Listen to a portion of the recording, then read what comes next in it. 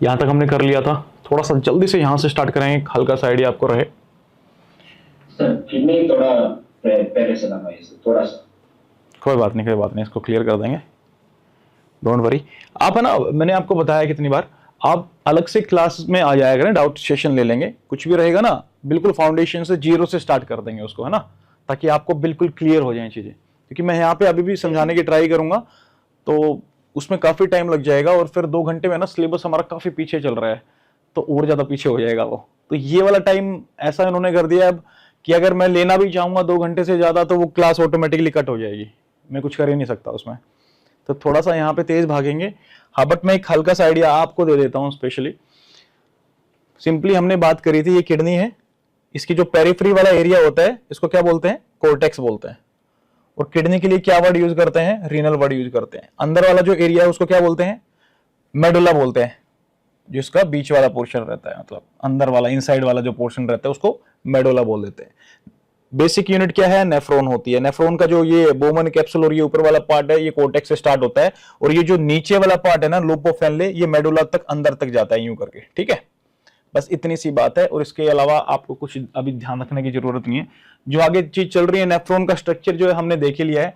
Nephron के structure में क्या 2 चीजें देखी थी हमने रीनल कॉर्पस्कल देखा था, जिसके अंदर ग्लोमेरुलस का पार्ट होता है। ये ग्लोमेरुलस किससे बना था, जो रीनल आर्टरी थी, आर्टरी जो आ रही थी किडनी के पास, वो फिर से यूं नेटवर्क बनाती है, तो उसको क्या बोलते हैं, ग्लोमेरुलस बोल देते हैं। और फिर ये जो किडनी का नेफ्रॉन का जो पार्ट था, ये क्या था इसमें, रीनल कॉर्पस्कल में, बोमेन कैप्सूल। तो रीनल जो कॉर्पस्कल है वो 2 चीजों से मिलकर के बनता है, एक तो रीनल आर्टरी जो कि नेटवर्क बनाती है आकर के ग्लोमेरुलस, और नेफ्रॉन का जो पार्ट रहता है रीनल कॉर्पस्कल में, दैट इज बोमेन कैप्सूल, ठीक है जी। अब जो हम बात कर रहे थे, ये जो जा रही है ना आर्टरी, ये है एफरेंट आर्टेरियोल्स। एफरेंट का मतलब आने वाले, इफरेंट आर्टेरियोल्स कौन से होंगे, ई फॉर एग्जिट, जाने वाले। तो ये आर्टरी इफरेंट आर्टेरियोल है ये वाली, और ये जो यहां पे पूरा नेटवर्क बना करके यूं निकल रही है यहां से, ये क्या है, ये इफरेंट आर्टेरियोल है, ठीक है। ये क्या है, ये इफरेंट आर्टेरियोल है। अब यहां पे बड़ा गेम चलता है, यहां पे बड़ा ही कंफ्यूजन हो जाता है, तो मैं क्लियर करने की कोशिश करता हूं। ध्यान से समझिएगा, आगे भी काम आएगा, खुद से पढ़ेंगे तो भी काम आएगा, लेक्चर देखेंगे तो भी, नोट्स पीपीटी कहीं से देख लेना, कंफ्यूजन होगा ही होगा। तो अभी यहां पे थोड़ा फोकस कर लेना आराम से। दक्षित, मेरा एक बार आप बता सकते हैं कि कौन कितने स्टूडेंट आए हुए हैं अभी, टोटल स्टूडेंट्स कितने हैं, कौन कौन है, ताकि मैं उस हिसाब से क्वेश्चन कर सकूं सबसे। 8 स्टूडेंट्स हैं, तो just let me check the name first. Shubham तो मुझे लगता है कि पहली बार ही आए हैं आज क्लास में। Doctor Sushanta, okay, doctor KP भी आए हैं, ठीक है। चलिए 2-3 लोग हैं हमारे पास बात करने के लिए, ठीक है, जिनसे हम रेगुलरली बातें करते हैं।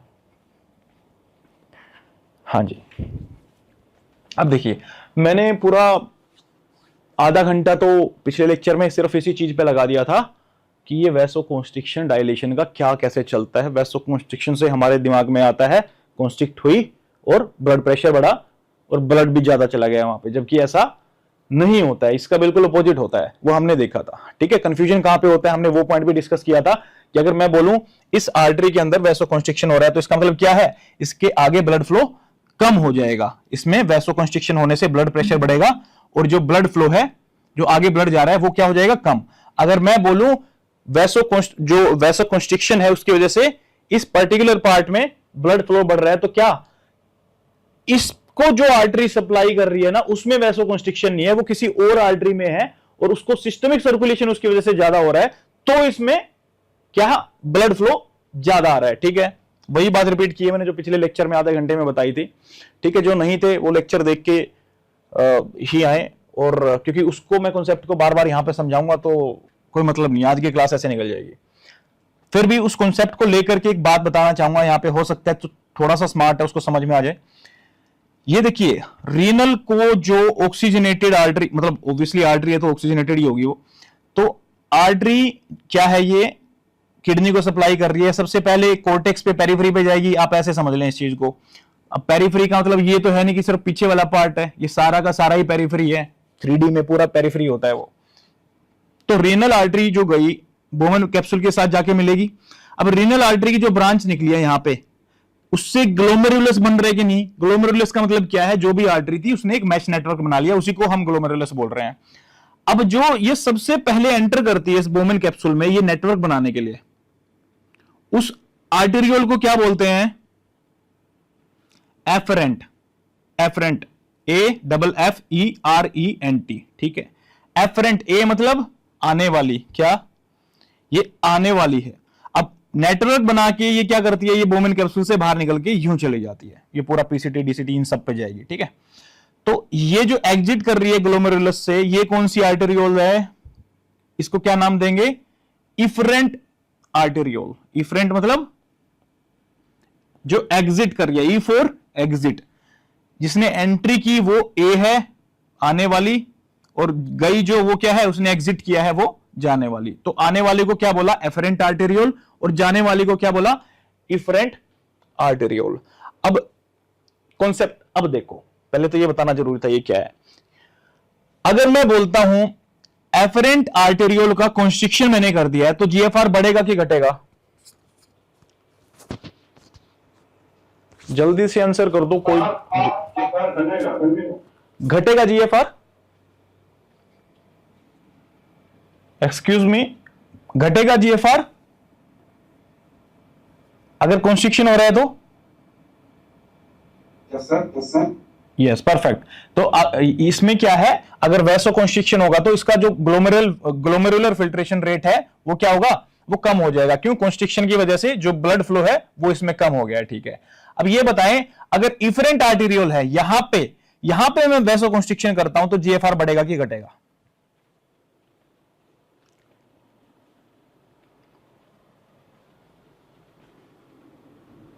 ये फंडा आपका क्लियर हो गया तो समझ लो जितनी राम कहानी मैंने बताई थी वो सारी आपकी सॉलिड है, बिल्कुल एकदम सॉलिड है।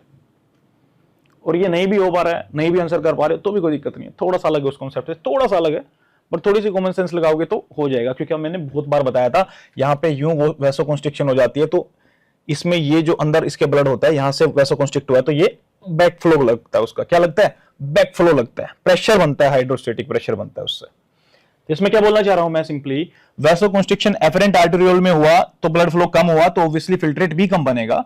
बट अगर इफरेंट आर्टेरियोल में वैसो कॉन्स्ट्रिक्शन होता है तो इसके पीछे का जो ब्लड है, यहां पे कॉन्स्ट्रिक्शन हो गया इसमें, क्यों, तो ये जो ब्लड है इसके अंदर आ रहा था, इस पे बैक फ्लो लगेगा कि नहीं लगेगा, और बैक फ्लो लगेगा तो जो ग्लोमेरुलस है इनके ऊपर इसका प्रेशर बनेगा कि नहीं बनेगा, बैक फ्लो लग करके, और इन पे प्रेशर बनेगा तो इस प्रेशर की वजह से ये फिल्ट्रेट जो बोमेन कैप्सूल को फिल्टर करके आगे जाएंगे कि नहीं जाएंगे।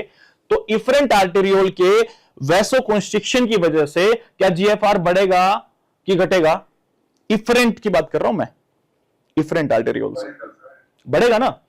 तो अब यह बात हमेशा याद रखना, अगर मैं वैसो कॉन्स्ट्रिक्शन की बात करता हूं एफरेंट आर्टेरियोल्स में तो जीएफआर घटेगा, डिक्रीज होगा। अगर मैं इफरेंट आर्टेरियोल में वैसो कॉन्स्ट्रिक्शन की बात करता हूं, इफरेंट में यानी कि ये जाने वाले जो हैं ये निकल के जा चुके हैं, अगर इनमें वैसो कॉन्स्ट्रिक्शन होगा तो बैक फ्लो की वजह से, हाइड्रोस्टेटिक प्रेशर की वजह से यहां पे प्रेशर पड़ेगा तो जीएफआर बढ़ेगा, ठीक है। बहुत मुश्किल बात नहीं है। अभी कंफ्यूजन हो जाता है कुछ बच्चों को, सर एंजियोटेंसिन सेकंड में ये बोलते हैं एफरेंट आर्टेरियोल को है ना वो वैसो कॉन्स्ट्रिक्शन करवाता है, तो उसके अकॉर्डिंग तो जीएफआर घटना चाहिए, हाँ घटना तो चाहिए। बट एंजियोटेंसिन जो सेकंड होता है ना वो इफरेंट आर्टेरियोल के ऊपर वैसो कॉन्स्ट्रिक्शन भी करवाता है, और प्राइमरीली सबसे ज्यादा वो वैसो कॉन्स्ट्रिक्शन जो करवाता है वो इफरेंट आर्टेरियोल्स को करवाता है। कौन, एंजियोटेंसिन सेकंड जो है वो इफरेंट आर्टेरियोल्स को का क्या करवाता है, कॉन्स्ट्रिक्शन करवाता है बहुत ज्यादा, एफरेंट का उतना नहीं करवाता है, कंपैरेटिवली बहुत कम करवाता है। अगर कोई वैसो कॉन्स्ट्रिक्शन यहां पे थोड़ा सा करवा रहा है और यहां पे बहुत ज्यादा करवा रहा है तो जीएफआर बढ़ेगा कि घटेगा, या सर के ऊपर की चली गई क्या बात, दोनों चीजें एक साथ पूछ लिया लगता है मैंने।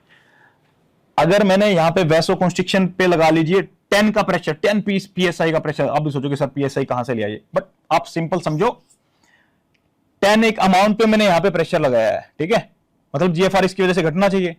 और इफरेंट आर्टेरियोल पे मैंने 100 प्रेशर लगा दिया है तो यहां पे आगे तो कम ही जाएगा, बट पीछे की तरफ तो बैक फ्लो आ रहा है ना, इसका बहुत ज्यादा हो जाएगा बैक फ्लो, तो बैक फ्लो की वजह से प्रेशर तो बढ़ गया इसका 90, क्योंकि सारा प्रेशर पीछे ही जा रहा है, और ये तो बेचारा 10 ही कर रहा था तो बेसिकली यहां से 10 कम हुआ बट यहां से 90 वाला प्रेशर आ रहा है ना, तो ओवरऑल क्या होगा, जीएफआर इंक्रीज ही होगा। बहुत मुश्किल है क्या? आ गया ना समझ में, कोई दिक्कत नहीं है ना? ठीक है, चलो एक बार फिर से बता देता हूं क्योंकि मेरे को बहुत सारे यस सुने नहीं है, एक बार फिर से बता देता हूं, इसलिए बता रहा हूं। और ये कोई यहां पे स्टार्ट नहीं हो रहा है टॉपिक, मेरे को पता है कि आप पढ़ेंगे तो कहां पे जाके कंफ्यूज होंगे, वहां पे दिमाग खराब हो जाएगा फिर। इसलिए स्टार्टिंग में जो दिमाग खराब होने वाली बात है उसी को पूरा फोकस करवा के अभी खत्म कर देता हूं, बाकी तो इजी है, बाकी तो हो जाएगा। जो थोड़ा सा इरिटेट करती है ना चीजें, जिसपे टाइम खराब होता है, गूगल करते हो, फिर ये रिसर्च करते हो, पूरा नेगेटिविटी हो जाती है दिमाग में, तो उसको हम यहां पे ही खत्म कर रहे हैं। ठीक है जी, फिर से बता देता हूं, सीधी सी बात, एफरेंट आर्टेरियल में वैसोकंस्ट्रिक्शन हुआ तो इसकी वजह से ब्लड फ्लो आगे कम हुआ, पीछे चला गया ब्लड पे प्रेशर, पीछे ही गया, वो आगे कम जाएगा तो जीएफआर भी कम होगा। उसके बाद इफरेंट आर्टेरियल है, इफरेंट आर्टेरियल से ब्लड गया यहां पे कंस्ट्रिक्शन होगा, अगर वैसोकंस्ट्रिक्शन होगा तो ब्लड आगे तो कम जाएगा, बट जो ब्लड पीछे है ना, हाइड्रोस्टेटिक प्रेशर की वजह से ब्लड पीछे ज्यादा आएगा तो इसमें जीएफआर बढ़ जाएगा।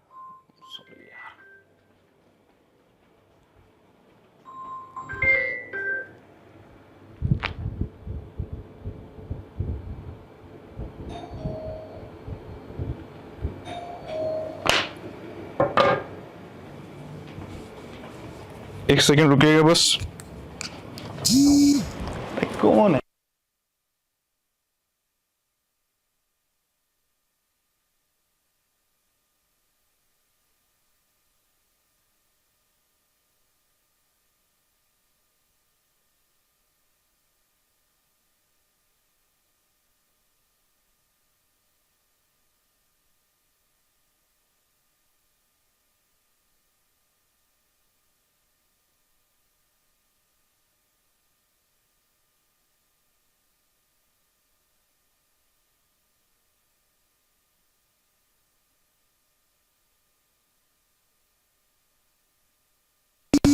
हाँ जी, अब तो थोड़ा सोचने का टाइम भी दे दिया आप लोगों को, अब तो क्लियर हो ही आना चाहिए वैसे,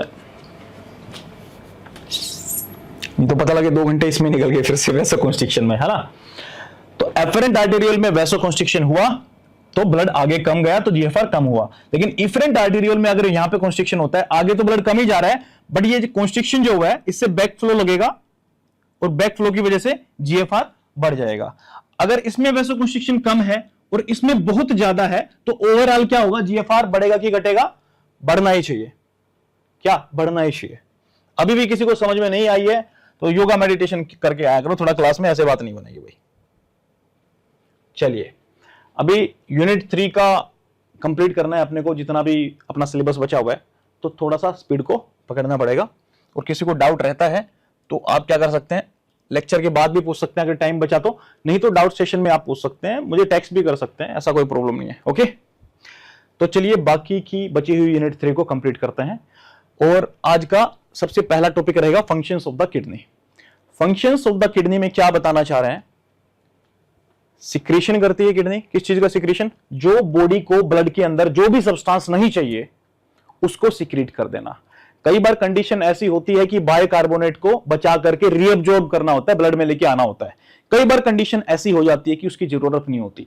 क्यों? किस केस में होगा ऐसा? मेटाबॉलिक एल्कोलोसिस है, ब्लड के अंदर क्या हुआ है, एल्कोलोसिस हुआ है, तो क्या बाइकार्बोनेट की जरूरत पड़ेगी? क्या नहीं पड़ेगी, तो उसी सब्सटेंस को वो सिक्रीट कर सकता है। तो ये चीजें फिक्स नहीं है, बट ये जो टर्म है सिक्रीशन, ये फिक्स है। अब ये सिक्रीशन होगा किसका, वो डिपेंड करेगा बॉडी की नीड क्या है, उसके ऊपर डिपेंड करेगा सिक्रीशन किसका होने वाला है। ठीक है जी। Regulation of blood pressure, blood pressure को भी किडनी खुद से रेगुलेट कर लेती है। कैसे रेगुलेट करती है हम पढ़ेंगे। मैक्यूला डेंसा सेल से करती है, एंजियोटेंसिन सेकंड से करती है, रेनिन सिक्रीट करवा करके, उनको पूरा रास मैकेनिज्म होता है उसका। ठीक है जी। एसिड बेस बैलेंस को भी मेंटेन करती है। कैसे करती है वो हम पढ़ेंगे। क्या क्या पढ़ेंगे इसके अंदर, आगे डिटेल में लिखा हुआ है, डिटेल में बताऊंगा आपको। हार्मोन प्रोडक्शन, हार्मोन क्या, कौन सा हार्मोन निकालती है किडनी जिसकी वजह से क्या होता है, कल ही बताया था, कौन सा हार्मोन निकालती है जिसकी वजह से क्या होगा,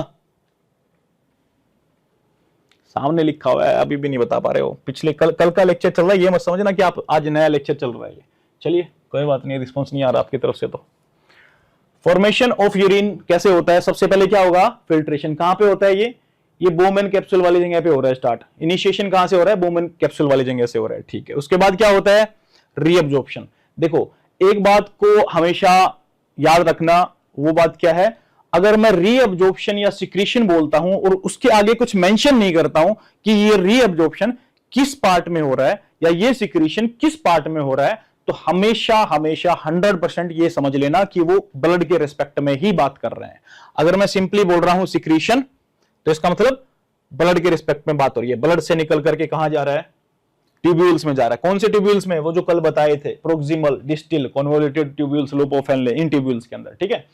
और अगर बात कर रहे हैं सिक्रीशन, इसकी अब्जॉर्प्शन की, रीअब्जॉर्प्शन की, तो वो रीअब्जॉर्प्शन भी कहां हो रहा है? वो ब्लड के अंदर ही हो रहा है। जब तक कि कुछ अलग से मेंशन ना किया हो कि इस पार्ट में रीअब्जॉर्प्शन या इस पार्ट में सिक्रीशन हुआ है, तो हमें क्या समझ लेना है? ऑटोमेटिकली वो ब्लड के रिस्पेक्ट में ही बात कर रहे हैं, ठीक है जी। फिल्ट्रेशन का सबको पता है कैसे होता है फिल्ट्रेशन।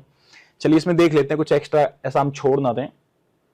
हाँ नहीं, ये सारा कवर हो जाएगा आगे, नो प्रॉब्लम। रीअब्जॉर्प्शन का क्या, जो चीजें इंपॉर्टेंट है जैसे कि बाइकार्बोनेट आयन है, उसको क्या कर सकते हैं? रीअब्जॉर्ब कर सकते हैं।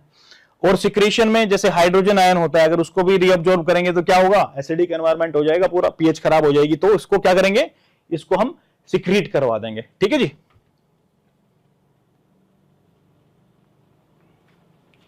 Factors that regulate GFR in animals. देखो ये कुछ टॉपिक्स ऐसे होते हैं, ये जनरल सेंस में ना सब जगह से आ जाते हैं, और ये बहुत ही काम के नहीं होते, वर्थलेस से होते हैं। जो मैंने बताया ना अभी तक आपको, ये पिछली स्लाइड पे, तो उसमें कुछ ऐसा था नहीं बताने का, मतलब कुछ इसको एक्सप्लेन किया जाए, इसलिए मैं थोड़ा आगे आ गया हूं। और जो इंपॉर्टेंट होता है उस पर तो अपन रुक करके आराम से बात करते ही हैं, ठीक है जी। तो फैक्टर्स यहां पे ये इंपॉर्टेंट होता है, ये क्वेश्चन आता है, 10 नंबर का क्वेश्चन आ जाए यहां पे। Factors that regulate the glomerular filtration rate in animals, यानी कि जीएफआर को कौन से ऐसे फैक्टर हैं जो रेगुलेट करते हैं। रेगुलेट का मतलब क्या? अगर कम हुआ तो ज्यादा कर दिया, अगर ज्यादा है तो कम कर दिया, उसका बैलेंस मेंटेन रखना है। तो कौन से ऐसे फैक्टर हैं जो इस बैलेंस को, उस जीएफआर को एक कांस्टेंट रेट पे बनाए रखते हैं? सबसे पहली बात तो ये है, ये फैक्टर है जो इसको अफेक्ट कर रहा है। सबसे पहली बात रीनल ब्लड फ्लो, यानी कि किडनी की तरफ ब्लड का कितना फ्लो जा रहा है उसके ऊपर डिपेंड करेगा जीएफआर। अगर ब्लड फ्लो ज्यादा है तो क्या होगा? ब्लड फ्लो अगर ज्यादा है तो क्या होगा? जीएफआर ज्यादा बन जाएगा। ब्लड प्रेशर के ऊपर भी डिपेंड करता है, ऑब्वियस सी बात है, अगर प्रेशर ज्यादा होगा तो भी जीएफआर ज्यादा बन जाएगा, ठीक है। अब एक काम होता है ऑटो रेगुलेशन का। क्या? ऑटो रेगुलेशन का। ऑटो रेगुलेशन में क्या बोलना चाहते हैं? जो किडनी है ना, चाहे सिस्टम का, बॉडी का कुछ भी हो, देखिए अब मैं जब बात करता हूं ना इसकी ब्लड फ्लो की या ब्लड प्रेशर की, ये दो रिस्पेक्ट में बात होती है। ओवरऑल अगर मैं बोल रहा हूं कि बॉडी का ब्लड प्रेशर ज्यादा है तो क्या होगा? वहां पे जीएफआर ज्यादा ही होगा। बट अगर मैं बात करूं वैसोकंस्ट्रिक्शन होकर के एफरेंट आर्टेरियोल का ब्लड प्रेशर ज्यादा है तो उससे जीएफआर कम ही होगा। ये बातें दो अलग चीजें होती हैं, हम आज तक इनको शायद एक ही मानते आए हैं, बट ये अलग चीजें होती हैं, तभी कुछ कुछ लाइंस में कुछ कुछ जगह पे कंफ्यूजन होता है। लेकिन आपने इस कॉन्सेप्ट को अपने अंदर उतार लिया तो फिर कंफ्यूजन नहीं होगा, उसके बाद कोई प्रॉब्लम नहीं आनी चाहिए आपको, ठीक है जी। और इसमें से कोई भी प्रॉब्लम हो तो पूछ लेना साथ के साथ। ऑटो रेगुलेशन, ऑटो रेगुलेशन मतलब किडनी खुद से भी रेगुलेट करती है। ऐसा नहीं है कि बॉडी ने जो ब्लड प्रेशर बना के दे दिया, जो ब्लड फ्लो आ रहा है बॉडी के अकॉर्डिंगली, सिस्टमिक सर्कुलेशन के अकॉर्डिंगली, उसी सर्कुलेशन के अकॉर्डिंगली जीएफआर बनता रहेगा। नहीं, किडनी बोलती है कि ब्लड प्रेशर कभी बॉडी का ज्यादा होगा, कभी कम होगा, ऐसे थोड़ी ना, हम अपना नुकसान थोड़ी करवाएंगे। हम अपनी सेफ्टी के लिए खुद का ऑटो रेगुलेशन भी रखेंगे। और खुद के ऑटो रेगुलेशन में क्या क्या करती है किडनी? खुद के ऑटो रेगुलेशन के लिए क्या करती है? किसी की बात नहीं है। रेनिन कर रही थी ना सिक्रेट, क्या कर रही थी? Renin. The kidney have auto regulatory mechanism to maintain a relatively constant GFR. खुद का मैकेनिज्म है, बॉडी का चाहे कुछ भी चल रहा हो, अपना जीएफआर ये खुद से भी मेंटेन कर सकती है despite of the fluctuation in the blood pressure, चाहे बॉडी का ब्लड प्रेशर कुछ भी हो रखा हो, ठीक है। एक होता है the myogenic responses and tubuloglomerular feedback mechanism help achieve this stability. मतलब दो तरीके होते हैं इसके ऑटो रेगुलेशन के। कौन से तरीके होते हैं? दो तरीके होते हैं। पहला क्या है? Myogenic response. मायोजेनिक रिस्पॉन्स, मायो से फील आ रहा है, थोड़ा मसल वाला फील आ रहा है मायो से। ये कौन सी, कहां की मसल्स की बात कर रहे हैं? स्मूथ मसल्स की बात कर रहे हैं, जो एफरेंट आर्टेरियल से। लिख लेना इस चीज को, अलग से इस पे एक्सप्लेन पूरा पैराग्राफ नहीं मिलेगा। मायोजेनिक कहां से बात कर रहे हैं? मायोजेनिक की जो एफरेंट आर्टेरियोल्स थे, उन एफरेंट आर्टेरियोल्स में स्मूथ मसल्स होती हैं, ठीक है। और स्मूथ मसल होती हैं, उनका हम कॉन्ट्रैक्शन कराएंगे तो क्या होगा? जीएफआर कम हो जाएगा, डिक्रीज हो जाएगा। और उनका हम वैसोडाइलेशन करवा देंगे तो क्या होगा? जीएफआर इंक्रीज हो जाएगा। तो बताइए किडनी के एफरेंट आर्टेरियोल, अगर एफरेंट आर्टेरियोल को वो कंट्रोल कर सकती है तो क्या वो अपने जीएफआर को कम ज्यादा कर सकती है क्या? बिल्कुल कर सकती है। किस कंडीशन में यूज करेगी इसको, क्या लगता है आपको? चलो वो कंडीशन की बात बाद में करते हैं, इस पॉइंट को भी ले लो साथ में। पहले ट्यूबुलो ग्लोमेरुलर क्या होता है? जो ट्यूब्यूल्स थी ना, कौन सी ट्यूब्यूल्स? जो डीसीटी वाली ट्यूब्यूल्स थी, उनके अंदर है ना एक स्पेशलाइज्ड सेल मिलती है, ये भी लिख लेना बात। जो किडनी की, ये जो नेफ्रॉन की डिस्टिल कॉन्वोल्यूटेड ट्यूब्यूल्स होती हैं, उनके अंदर जाकर के क्या एक स्पेशलाइज्ड सेल्स भी मिलती हैं। क्या होता है उनका नाम, क्या होता है? कोई मेरे को बता सकता है क्या? मैक्यूला डेंसा सेल्स होती है। मैक्यूला डेंसा सेल्स क्या करती हैं? एमडी बोल दो उनको। ये मैक्यूला डेंसा सेल्स भी ग्लोमेरुलस पे आके काम करते हैं। ग्लोमेरुलस, ठीक है, सबको पता है ग्लोमेरुलस क्या होती है। एग्जैक्ट ग्लोमेरुलस पे नहीं, इसको मान के चलो ये एफरेंट आर्टेरियोल है, ये यहां पे भी काम कर सकती है और इफरेंट पे भी काम कर सकती है, ठीक है। अब ये एफरेंट का वैसोकंस्ट्रिक्शन और डायलेशन करा सकती है, और ये भी इफरेंट का भी वैसोकंस्ट्रिक्शन और डायलेशन करा सकती है। तो ये बताएं किडनी के हाथ में पूरी बात है कि नहीं?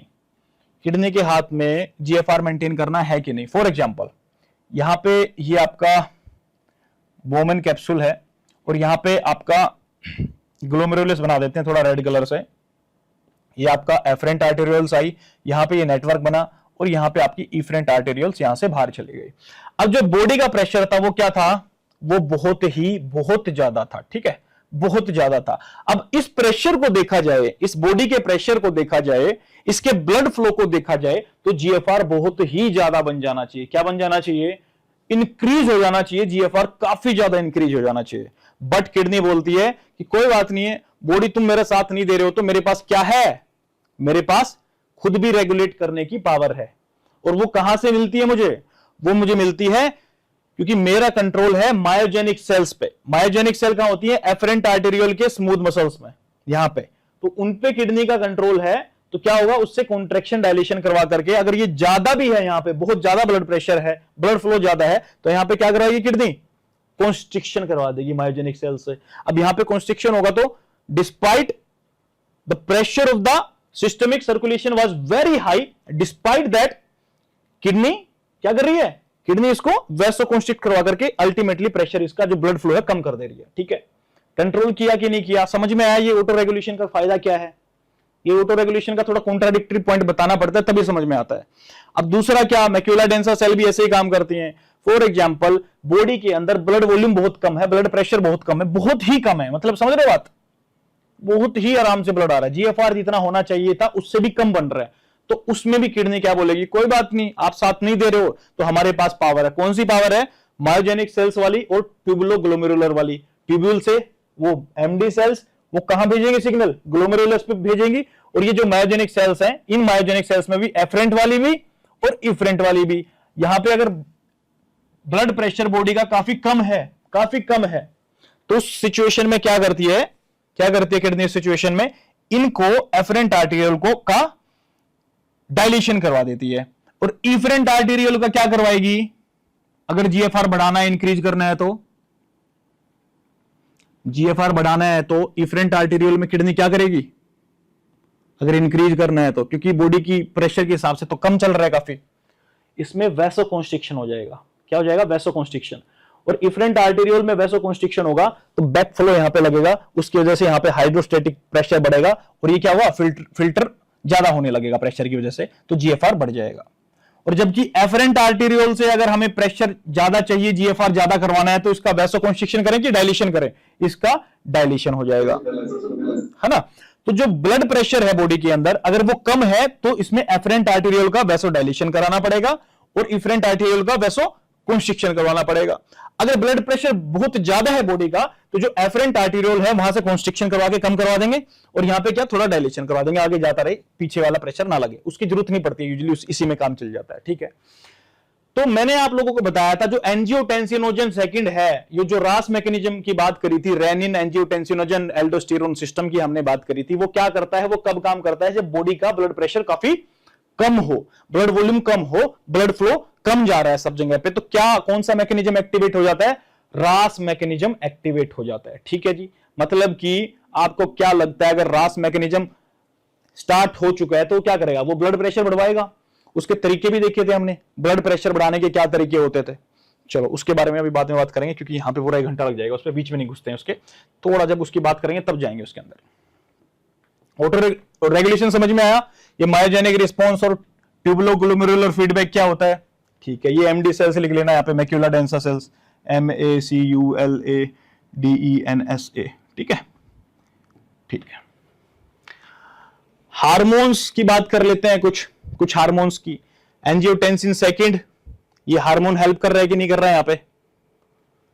नाइट्रियूरेटिक पेप्टाइड, अब ये जो एंजियोटेंसिन सेकंड है ना, ये असल में ये किडनी का हार्मोन नहीं है, ये इसका क्या है आगे डिटेल में है, आगे बात करेंगे, बट अभी के लिए याद रखें जो एंजियोटेंसिन सेकंड है ये किडनी का हार्मोन नहीं है। बस किडनी का क्या काम होता है, इसमें रेनिन सिक्रीट करती है, उसकी वजह से क्या होता है, एंजियोटेंसिन सेकंड एक्टिवेट हो जाता है, ठीक है। कैसे एक्टिवेट होगा देखेंगे, बट वो एक्टिवेट हो जाता है, और एक्टिवेट होकर वो क्या करवाएगा, angiotensin blood pressure, blood volume बढ़वा देगा। कैसे बढ़वाएगा, हमने कल बात भी की थी, एक बार फिर से कर लेंगे, ठीक है। तो बेसिकली हार्मोन की वजह से भी क्या होता है, ये जो अपना ऊपर लिखा हुआ है GFR है, इसको रेगुलेट करने में हार्मोन्स भी हेल्प करते हैं, ठीक है। क्योंकि रास सिस्टम कब एक्टिवेट होता है, जब ब्लड प्रेशर कम हो, GFR काफी कम बन रहा है, तो वहां पे रेगुलेट करने के लिए हार्मोन भी रोल अपना प्ले करने लगते हैं, ठीक है जी। सिंपैथेटिक नर्वस सिस्टम का सबको ही पता है, अगर ब्लड प्रेशर लो है तो सिंपैथेटिक नर्वस सिस्टम काम करेगा, तो ब्लड फ्लो बढ़ जाएगा, प्रेशर बढ़ जाएगा, कॉन्ट्रैक्शन बढ़ जाएंगे, स्ट्रेंथ बढ़ जाएंगी उनकी, ठीक है।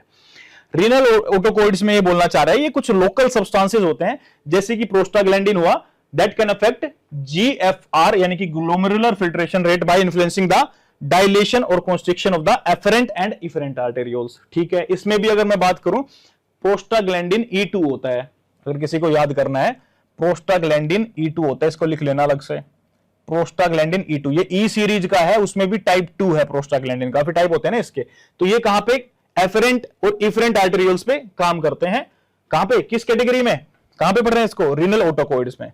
अब प्रोस्टाग्लैंडिन सबको पता है वो वैसोडाइलेशन करवाता है। अब आपके दिमाग में आएगा सर कॉन्स्ट्रिक्शन भी करवा देगा क्या ये? नहीं, ये एग्जांपल एक मैंने आपको बताया वैसोडाइलेशन वाला, अगर वैसो कॉन्स्ट्रिक्शन वाला एग्जांपल आपको देखना है रीनल ऑटोकॉइड्स में, तो वो एग्जांपल होता है एंडोथिलिन, इसको लिख लो। एंडोथिलिन क्या होता है, पोटेंट वैसोकॉन्स्ट्रिक्टर, क्या पोटेंट वैसोकॉन्स्ट्रिक्टर होता है एंडोथिलिन। एंडोथीलियल वाला ही है, थीली तो, और उसके बाद आई है नहीं तो लगाया बस मैंने, ठीक है। एंडोथिलिन ये क्या होता है, ये भी रीनल ऑटोकॉइड्स की कैटेगरी में ही आता है, जो कि पोटेंट वैसोकॉन्स्ट्रिक्टर है।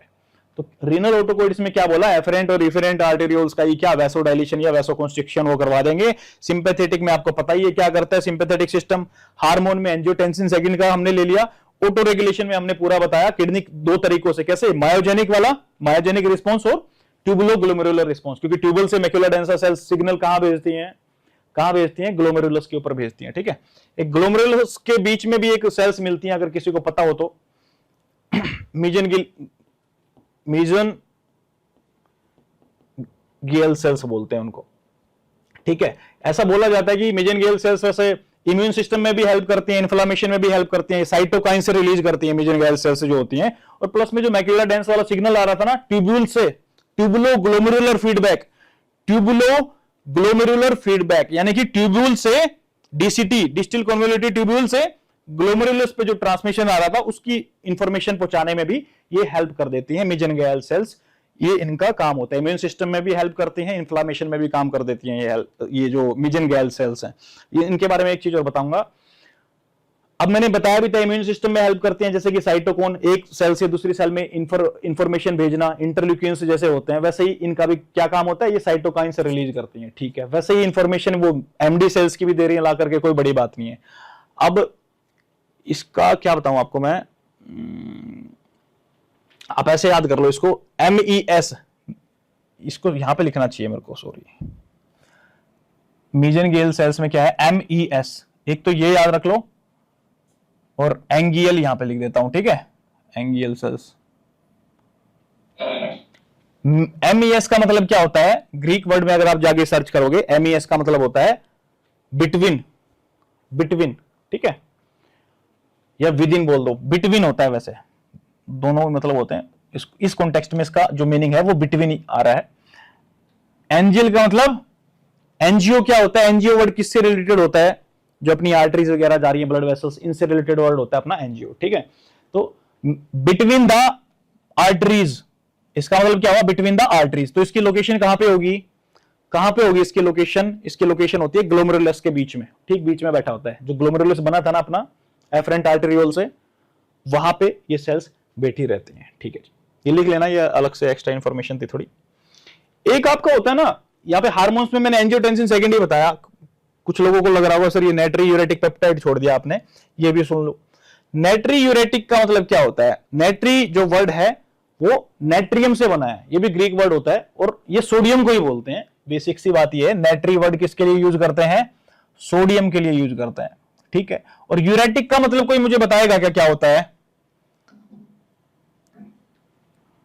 डायूरेटिक, एंटी डायूरेटिक, यूरेटर्स इतनी बार बात करी थी। तो सोडियम का सिक्रीशन जो है, अगर यूरिन में कर रहे हैं हम बार बार, इसको एक्सक्रीट करवा रहे हैं बार बार, तो क्या नाइट्री यूरेटिक बोल सकता हूं मैं, हाँ नाइट्री यूरेटिक कुछ उस बात से रिलेटेड है कि ये सोडियम का एक्सक्रीशन करा देंगे, ठीक है। अब ये भी 3 टाइप के होते हैं, ए, बी और सी। सी वाले को चलो छोड़ दो, इतना इंपॉर्टेंट नहीं है, बस इंपॉर्टेंट तो वो भी नहीं है। ये 2 टाइप होते हैं, ठीक है।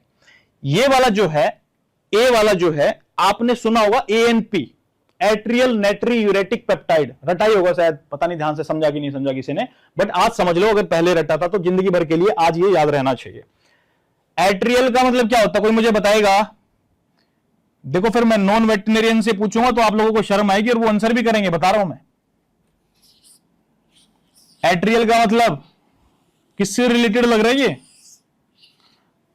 दक्षित आप बताएं, आपको क्या लग रहा है एट्रियम, ये क्या एट्रियल किससे रिलेटेड लग रहा है आपको? हार्ट में भी कौन से चैम्बर से?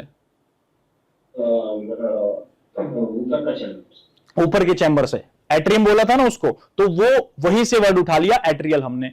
तो एट्रियल के बाद क्या लगा दो, ये सोडियम, तो इसके लिए ग्रीक वर्ड क्या था? नाइट्री, नाइट्री और यूरेटिक था, ठीक है। तो नाइट्री यूरेटिक का मतलब क्या है, ये सोडियम जो है इसका यूरेट्रस में जाना, मतलब कि सोडियम का एक्सक्रीशन होना, यूरेटर से यूरिन में मिल जाना, ठीक है। उसके लिए एक फैक्टर निकलता है, कहां से क्या निकलता है? अब ये देखो, मैं अगर शॉर्ट फॉर्म में लिखना चाहूं इसको, ANP लिख सकता हूं, एट्रियल नाइट्री यूरेटिक पेप्टाइड। अब पेप्टाइड का मतलब क्या होता है, जो अमीनो एसिड्स होते हैं ना काफी सारे, वो आपस में मिल करके उनके बीच में एक पेप्टाइड बॉन्ड बनता है, और काफी सारे 20, इसके अंदर जो ANP की बात करूं तो 23 से 54 के बीच में अमीनो एसिड होते हैं इसमें, मतलब 40-50 अमीनो एसिड बने तो एक पेप्टाइड ही बनेगा। और बहुत सारी पेप्टाइड की लॉन्ग चेन से पॉलीपेप्टाइड आपस में अगर मिल जाए तो उससे क्या बनेगा? उससे प्रोटीन बन जाएगा पूरा। न्यूट्रिशन में पढ़ा भी था हमने, अगर आपको याद हो तो न्यूट्रिशन में हमने पढ़ा था, काफी सारे अमीनो एसिड मिलकर के क्या बनाते हैं?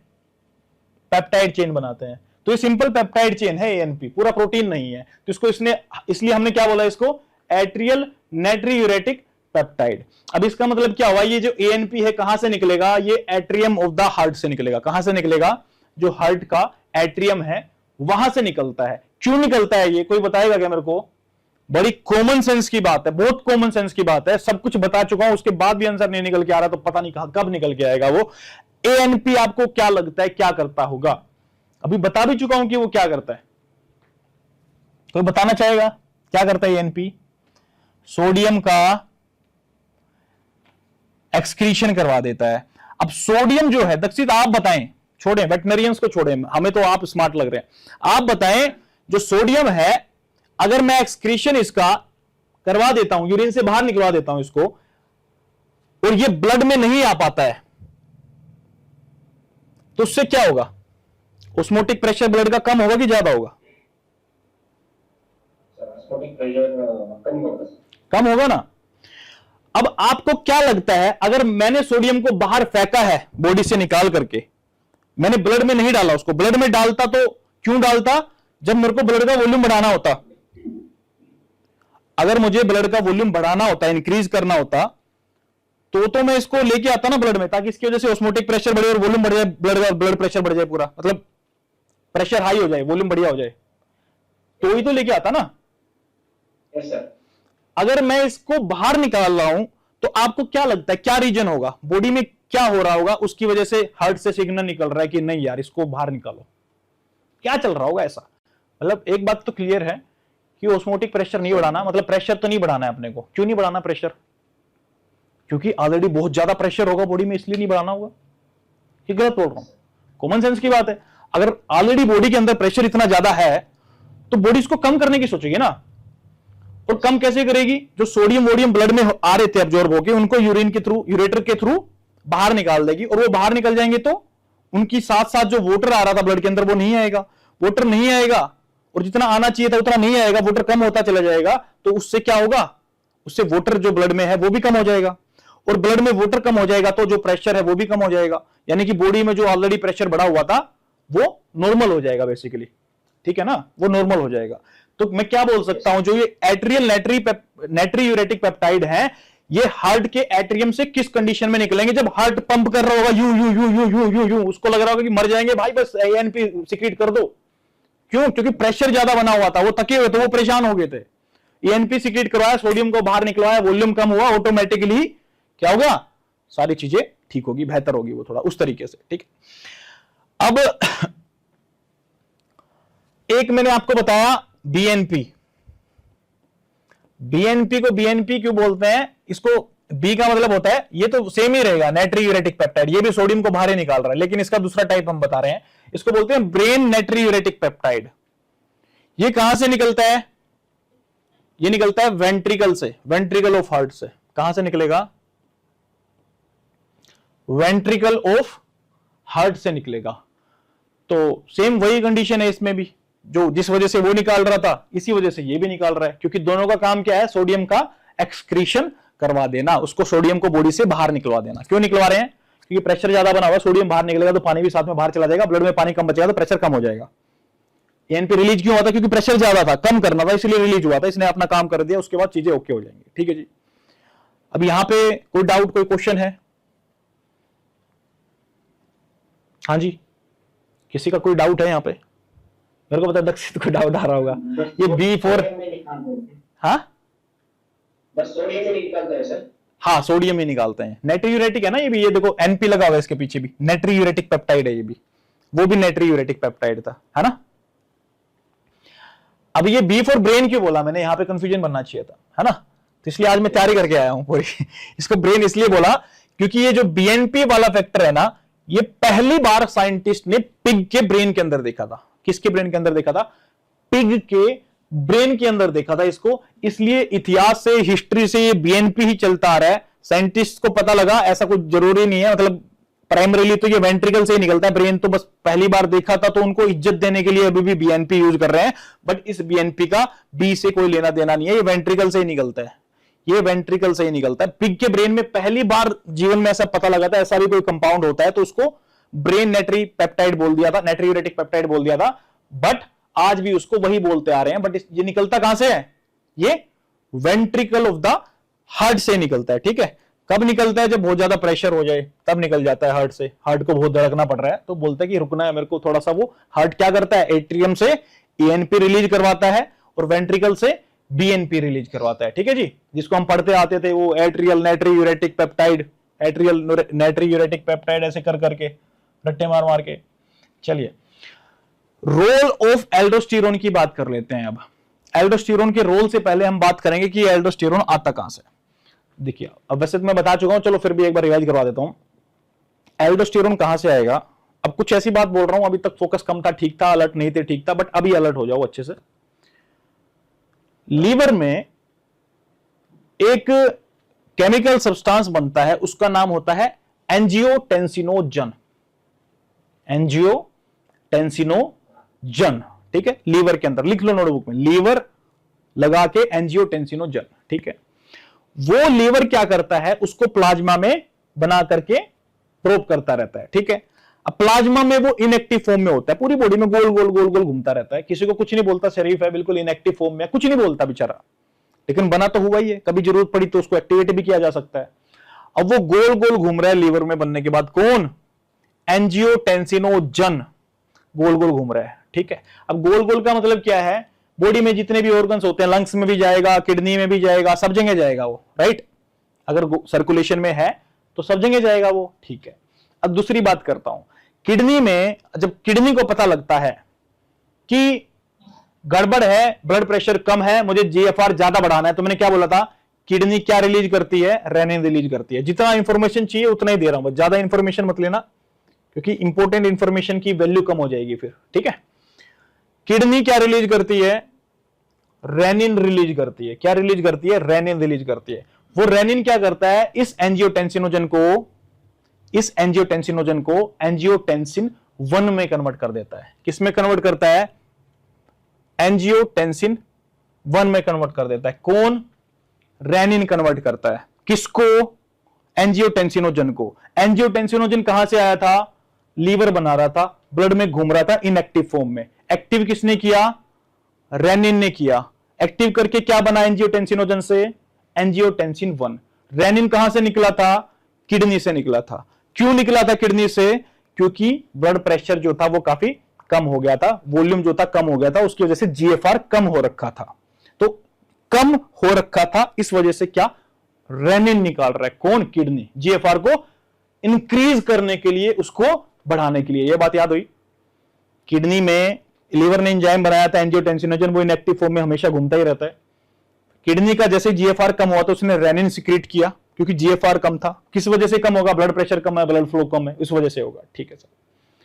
अब रेनिन ने उस एंजियोटेंसिनोजन को जो लीवर ने बनाया था, जो सर्कुलेट कर रहा था ब्लड में, उसको किस में कन्वर्ट किया, एंजियोटेंसिनोजन 1 में कन्वर्ट कर दिया। अब एंजियोटेंसिनोजन 1 जो है उसको भी ब्लड में डाल दिया। अब वो भी गोल गोल घूम रहा है, वो भी गोल गोल घूम रहा है सर्कुलेशन में। और वो जो गोल गोल घूमता है, वो जैसे ही लंग्स के पास पहुंचता है ना, कौन, एंजियोटेंसिनोजन 1, उसके लिए बैठे होते हैं लंग्स में एंजियोटेंसिन कन्वर्टिंग एंजाइम्स। अब आप बोलोगे सर ये इतनी दूर लंग्स में क्यों बैठे हैं, किडनी में बैठ जाते, क्वेश्चन तो आना चाहिए, इतनी दूर लंग्स में क्यों बैठे, किडनी में बैठ जाते हैं। उसका कारण है, एक लंग्स जो होते हैं सबसे मैक्सिमम सरफेस एरिया प्रोवाइड करते हैं, मैक्सिमम सरफेस एरिया प्रोवाइड करते हैं। उतने ही स्पेस में इतनी बार घूम जाएंगे, इतनी बार घूम जाएंगे, जैसे माइक्रोवेलाई होते हैं ना इंटेस्टाइन में, जितनी ज्यादा होगी उतना ज्यादा फूड अब्जॉर्ब हो जाएगा। तो ठीक ऐसे ही लंग्स में क्या होता है, गैसियस का एक्सचेंज होता है और बहुत कम स्पेस में इतनी बार फोल्डिंग हो जाती है कि सरफेस एरिया जो होता है कैपिलरीज के अंदर भी, एल्वियोलाइज के अंदर भी, वो सरफेस एरिया, एल्वियोलाई का मतलब ही क्या है, लंग्स के सरफेस का एक्सटेंशन ही तो है वो गोल गोल, ताकि मैक्सिमम सरफेस एरिया मिले। क्या, maximum surface area. For example सीधा ये है, ये सरफेस एरिया एक तो, और एक ये है, ऐसे तो होते हैं ना वो गोल गोल मटके जैसे, ऐसे थोड़ा गोल बना लेना इसको, तो सरफेस एरिया ही तो बढ़ाने का काम कर रहा है ना लंग। तो इसको हमेशा याद रखना, क्योंकि बच्चों को कंफ्यूजन होता है। ये इसको प्राइमरली ऑब्जेक्टिव एग्जाम में बहुत पूछा जाता है, एंजियोटेंसिन कन्वर्टिंग एंजाइम्स लंग्स में क्यों बैठे हुए हैं, लंग्स किडनी में निकला, किडनी में करवा देते काम, क्या जरूरत थी लंग्स में बैठाने की इनको। क्योंकि लंग्स के अंदर जो सरफेस एरिया होता है वो बहुत बहुत ज्यादा होता है, और उसकी वजह से जितना भी ब्लड से एंजियोटेंसिन 1 आएगा सर्कुलेट होके किधर, लंग्स के पास, वो सारा का सारा कन्वर्ट बहुत कम टाइम में एंजियोटेंसिन 1 को एंजियोटेंसिन 2 में कन्वर्ट कर दिया जाएगा। किसके थ्रू, एंजियोटेंसिन कन्वर्टिंग एंजाइम के थ्रू, जो कहां बैठता है, जो प्राइमरीली लंग्स के अंदर होता है। कहां होता है, लंग्स के अंदर होता है। कहां होता है, लंग्स के अंदर होता है एंजियोटेंसिन कन्वर्टिंग एंजाइम, जो एंजियोटेंसिन 1 को 2 में कन्वर्ट करता है। मिला, एंजियोटेंसिन 2 मिल गया आपको। अभी एंजियोटेंसिन 2 क्या करेगा, ये घूम के फिर से क्या जाएगा, घूमता रहेगा, घूम के किधर जाएगा, किडनी पे जाएगा। किडनी में भी कहां जाएगा, ये कहां जाएगा किडनी में, कल बताया था एड्रीनल कोर्टेक्स पे जाएगा। वहां पे जाकर के जो जोना ग्लोमेरुलिसा थी, जो पहली लेयर थी एड्रीनल कोर्टेक्स की, 3 लेयर बताई थी मैंने कल, जीएफआर का फार्मूला देके।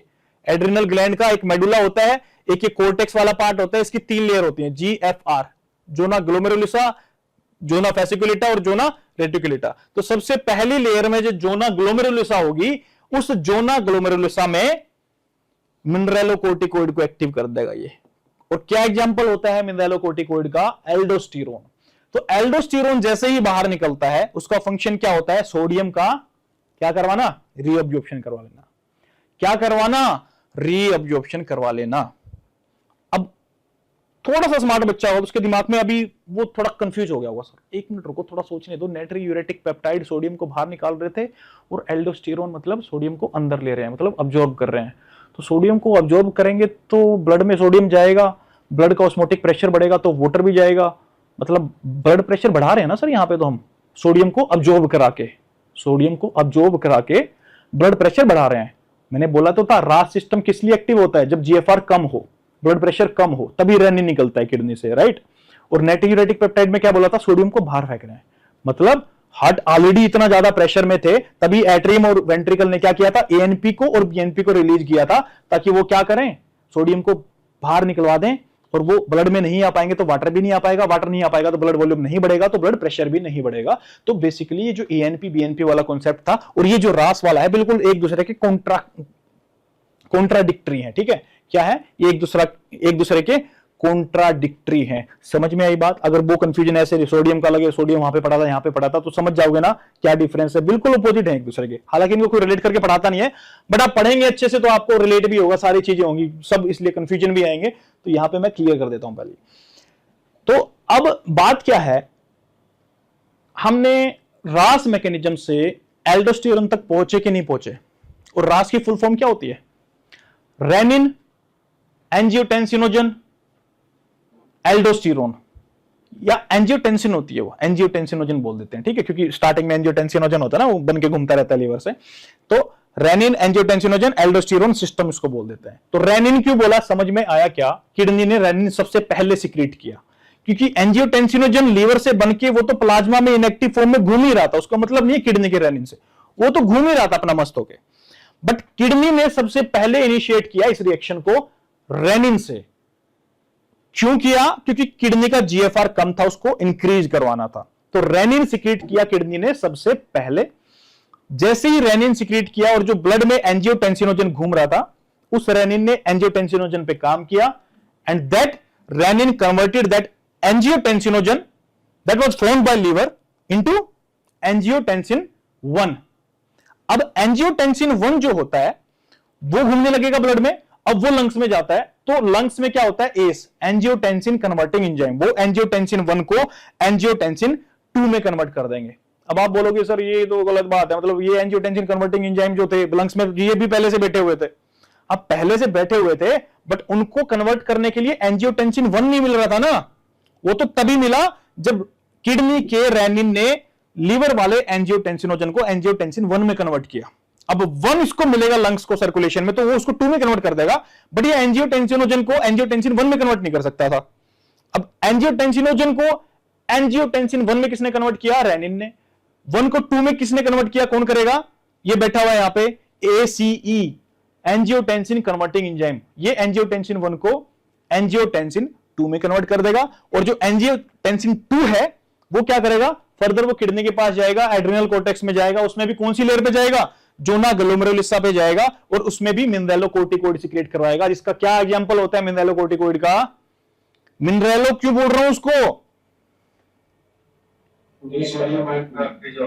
यस क्योंकि सोडियम से लेना देना है, मिनरल है, क्या होता है सोडियम, हमने पढ़ा था macro mineral, major mineral, trace mineral, वो पढ़ा था ना सब कुछ, वो मिनरल है। और ये जो एल्डोस्टेरोन है, ये जो मिनरेलोकोर्टिकोइड है, ये मेडुला से निकलता है कि कोर्टेक्स से निकलता है, ये बताओ मेरे को,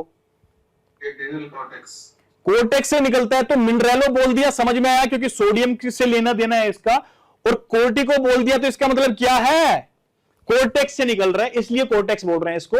तो ऐसा कुछ बड़ा साइंटिफिक नाम याद करना पड़ रहा है, या सबसे आसान इजी है बिल्कुल, कि एड्रिनल के कोर्टेक्स वाले पार्ट पे है और मिनरल से काम है तो मिनरेलो बोल दिया, कोर्टेक्स पे है तो कोर्टिको बोल दिया, ठीक है, परफेक्ट है, इससे आसान क्या होगा। और जो दूसरी लेयर होती है उसमें क्या होते हैं, ग्लूकोकोर्टिकोइड, उसमें भी कोर्टी क्यों बोलते हैं, क्योंकि वो कोर्टेक्स से रिलेटेड है। अब जब उसकी बात आएगी उसकी बात करेंगे, बट फिलहाल तो इसकी बात चल रही है, इनकी बात चलने देते हैं। अब ये समझ में आया, रास मैकेनिज्म समझ में आया, जिसका आर रेनिन से शुरुआत होती है, इसलिए इसको पहले लिखते हैं, फिर रेनिन काम करता है एंजियोटेंसिनोजन पे, फिर लिखते हैं इसको, एंजियोटेंसिनोजन किस में जाएगा, फिर फाइनली कन्वर्ट होकर के क्या लेके आ रहा है ये लास्ट में, एल्डोस्टेरोन लेके आ रहा है कि नहीं आ रहा, एड्रिनल कोर्टेक्स पे जाके जोना ग्लोमेरुलसा से, तो ये आया एल्डोस्टेरोन, और ये सिस्टम तो है ही, पूरा सिस्टम चल रहा है इनका। अब एल्डोस्टेरोन का क्या होता है ना, एल्डोस्टेरोन का सोडियम रिब्जॉर्प्शन करवा दिया उसने, ब्लड वॉल्यूम बढ़ा दिया, ब्लड प्रेशर बढ़ जाएगा, ठीक है, ब्लड प्रेशर बढ़ा दिया। और अल्टीमेटली हमें ब्लड प्रेशर ही तो बढ़ाना था ना, क्या अल्टीमेटली हमें ब्लड प्रेशर को ही तो बढ़ाना था। क्यों? क्योंकि ये रास मैकेनिज्म, किडनी रेनिन कब सीक्रेट करती है? जब जीएफआर कम था। और जीएफआर कब होगा?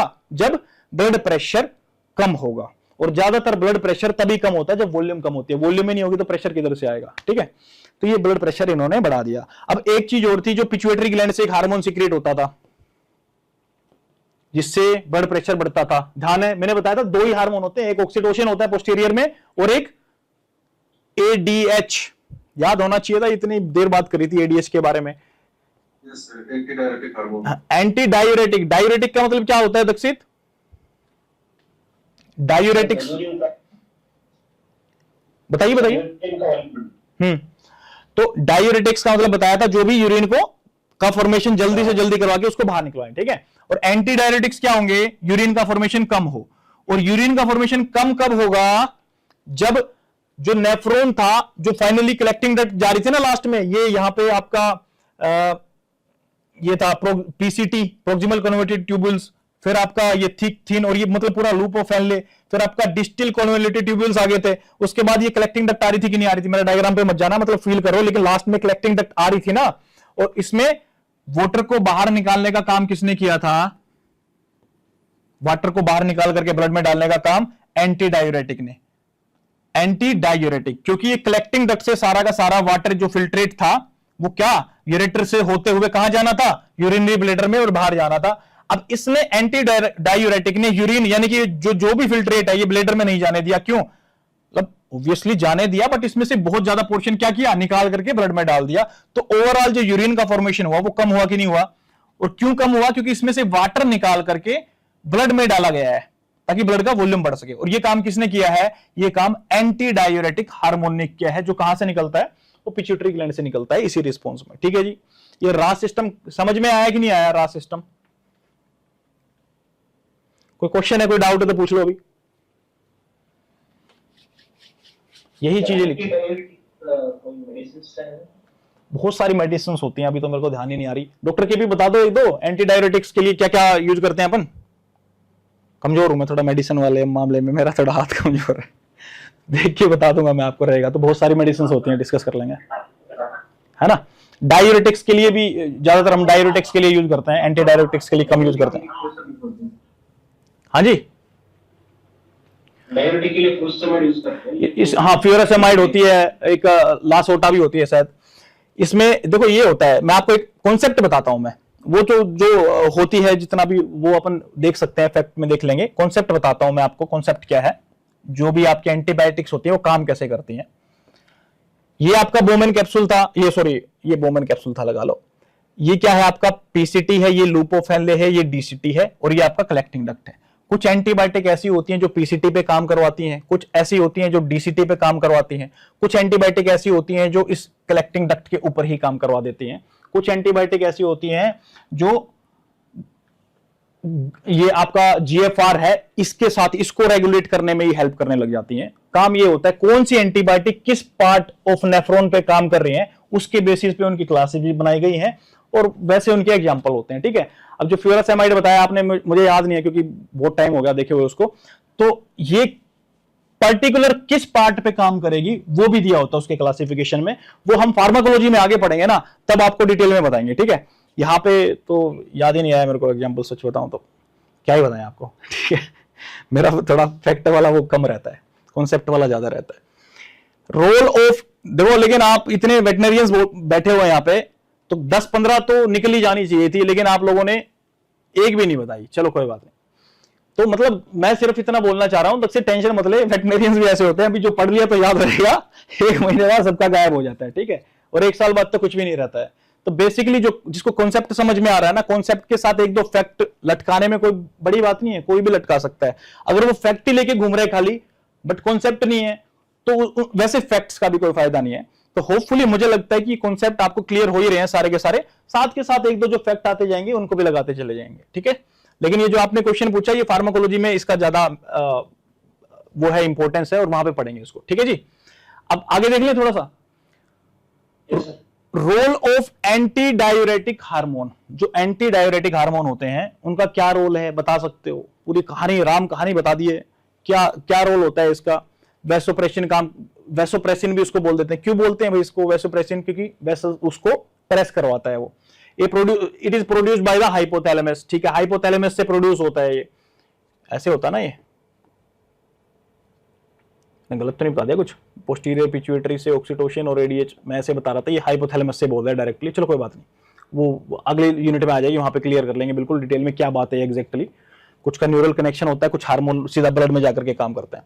And it is released by the posterior pituitary gland. इसमें सिंपली ये बोलना चाह रहा है हाइपोथैलेमस में इसका बनता है, सिंथेसिस होता है, ऐसे हाइपोथैलेमस होता है ये ब्रेन के अंदर, ये इसमें सिंथेसिस होगा। उसके बाद ये होती है पिट्यूटरी ग्लैंड। इसमें भी 3 हिस्से होते हैं, एक एंटीरियर होता है, एक पोस्टीरियर होता है, एक मीडियल पार्ट होता है इसका, ठीक है। यहाँ से कुछ हार्मोन रिलीज होते हैं, यहाँ से कुछ होते हैं, यहाँ से 2 हार्मोन रिलीज होते हैं। कौन से? एक तो ऑक्सीटोसिन होता है और दूसरा क्या होता है? एडीएच आपका होता है। तो ये सिंपल बेचारा इतनी बात बोलना चाह रहा है, एडीएच बनेगा हाइपोथैलेमस में और रिलीज होगा कहां से? पोस्टीरियर पिट्यूटरी से। ये बात है इसमें। यूनिट 4 इसी के बारे में पूरा डिटेल में पढ़ेंगे तो वहां पे बिल्कुल क्लियर हो जाएगा आपको। शॉर्ट ट्रिक बता देंगे, याद करने की टेंशन लेने की जरूरत नहीं है कि इतना सारा कैसे याद करेंगे हम। हाँ जी अब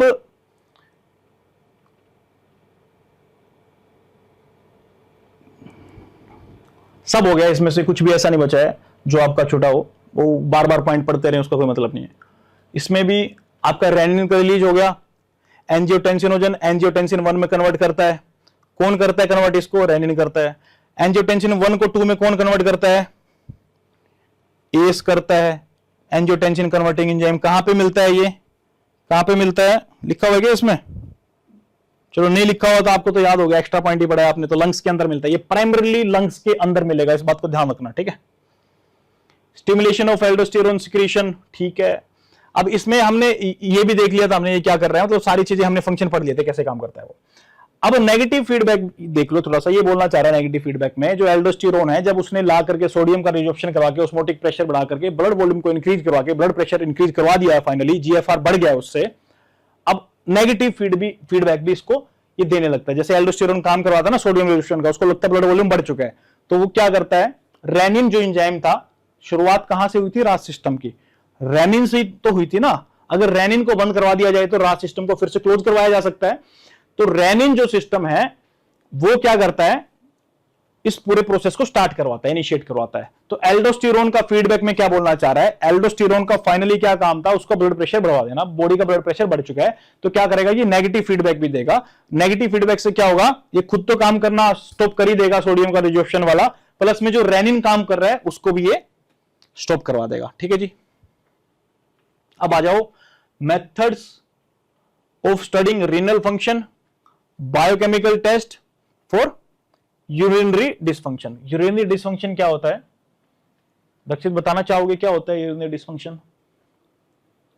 यूरिन प्रोडक्शन में थोड़ा मतलब प्रॉब्लम। हाँ प्रॉब्लम हो जाएगा, फंक्शन अच्छे से नहीं कर पाएगा, ठीक है।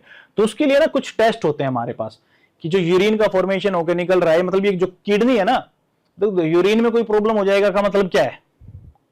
यूरिन में हुआ वो प्रॉब्लम, हमें क्या मतलब उससे? अब सोचने की बात यह है कि यूरिन में अगर कुछ प्रॉब्लम हुआ होगा तो किस वजह से हुआ होगा। कुछ अगर कुछ गलत चीज आ रही है यूरिन के अंदर, जो कॉन्स्टिट्यूएंट है उसके नॉर्मल नहीं है, अब नॉर्मल है, तो दिक्कत यूरिन में है तो कोई दिक्कत नहीं है। वो हुई किस वजह से है?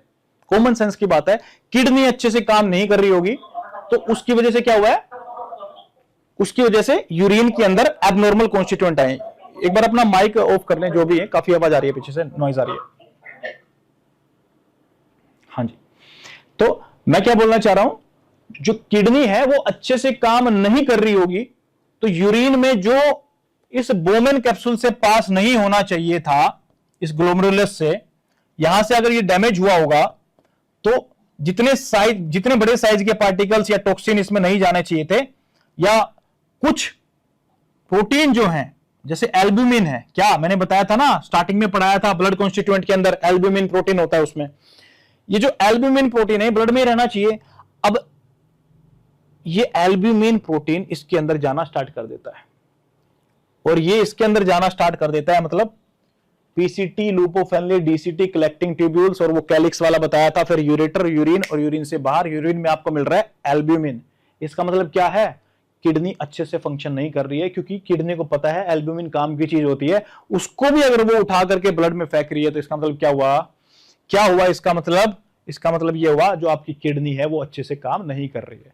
तो इसका मतलब क्या हुआ, यूरिनरी डिसफंक्शन। यूरिनरी डिसफंक्शन का मतलब जो यूरिन फॉर्मेशन का जो चीज काम कर रही थी यानी कि किडनी, वो अपना काम अच्छे से नहीं कर रही है, उसका डिसफंक्शन हो गया है।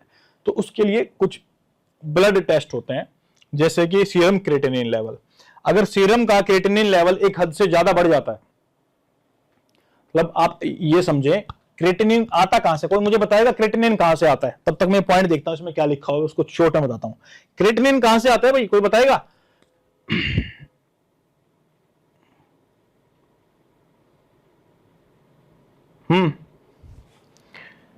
क्रेटिनिन कहां से आता है? मसल से सर जो ब्रेकडाउन होती है, बिल्कुल वहां से क्रेटिनिन फास्फेट का बनता है। बिल्कुल सही बोला आपने। जो प्रोटीन के मेटाबॉलिज्म, मसल प्रोटीन ही होता है। हाँ, मतलब प्रोटीन ही हो गया वो। तो जो क्रेटिनिन फॉस्फेट होता है वो कहां से आता है, वो मसल से होता है, और उसका ब्रेकडाउन हो जाता है फर्दर, तो क्रेटिनिन बच जाता है।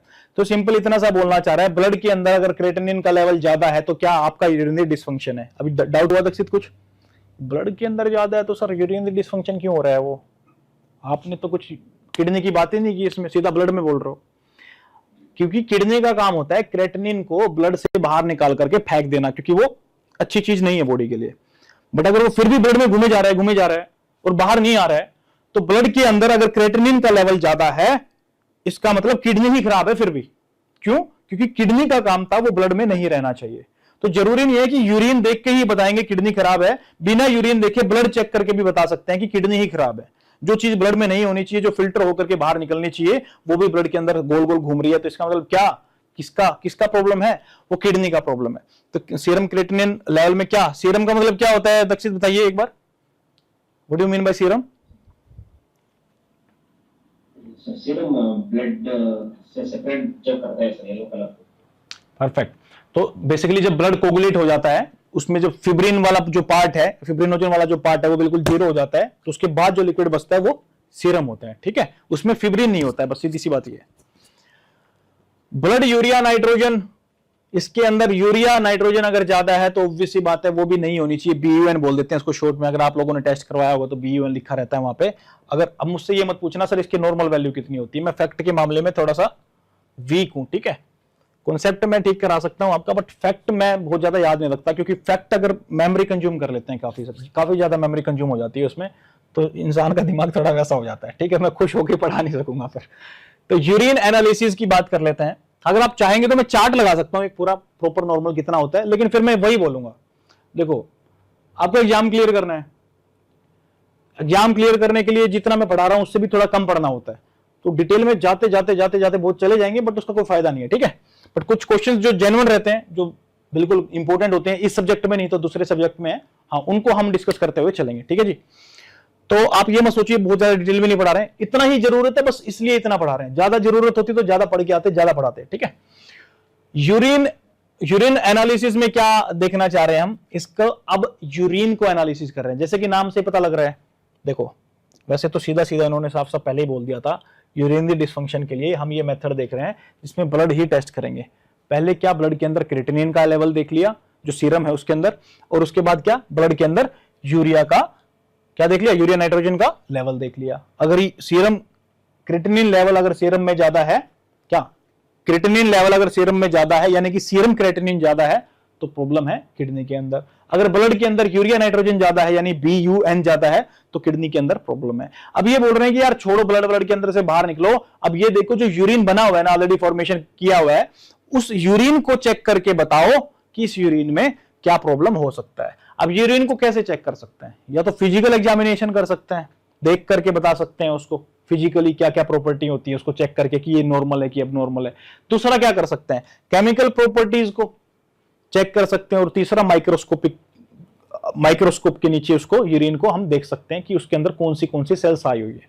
फॉर एग्जांपल अगर बात करें फिजिकल प्रॉपर्टी में क्या क्या आता है, कलर कैसा है, क्लैरिटी है कि नहीं है, इसके अंदर स्पेसिफिक ग्रेविटी कितनी है। स्पेसिफिक ग्रेविटी बढ़ जाएगी तो इसका मतलब क्या होगा, यानी वो थिक हो चुका है, डेंस हो चुका है थोड़ा सा। ठीक है, अब डेंस किसी ना किसी वजह से तो हुआ होगा, कुछ ना कुछ तो आया ही होगा उसके अंदर। ठीक है, कलर अगर चेंज हो रहा है तो उससे एक आइडिया मिल जाता है। अगर बहुत ज्यादा येलो कलर है या पिंक कलर हो गया है, हिमेचूरिया है, लगा लो हिमोग्लोबिनूरिया है, उसकी वजह से कलर चेंज हो गया, तो उससे आइडिया हो जाता है। ठीक है, केमिकल प्रॉपर्टीज में क्या क्या चेक कर लेते हैं हम, protein, glucose, ketone bodies, bilirubin, urobilinogen and nitrates, ये सारी चीजें हम चेक कर लेते हैं केमिकल प्रॉपर्टीज के अंदर, ये सब चीजें हम उसमें चेक करते हैं।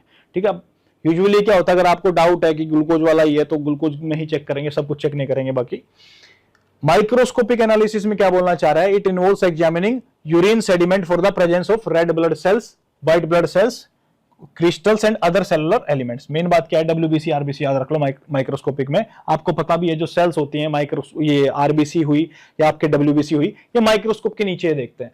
तो यूरिन के अंदर भी अगर उनको देखना है तो भी माइक्रोस्कोप में देखना पड़ेगा, ऐसा तो नहीं है कि यूरिन में है तो बिना माइक्रोस्कोप के दिख जाएंगे वो। तो यूरिन का माइक्रोस्कोपिक एनालिसिस में डब्ल्यूबीसी आरबीसी देख ली। केमिकल जो प्रॉपर्टीज हैं, केमिकल प्रॉपर्टीज में क्या क्या देखा हमने, जो भी अपने ये पीएच हो गया और क्या क्या होते हैं, प्रोटीन हो गया, ग्लूकोज हो गया, ये सारी कीटोन हो गया, ये सारी चीजें देख ली। फिजिकल में हमने क्या देखा, कलर देख लिया, इसका कलर कैसा है, स्पेसिफिक ग्रेविटी कैसी है, दो चीजें याद रख लेना काफी है। एक आपका है ना यूरिन डिपस्टिक टेस्ट होता है।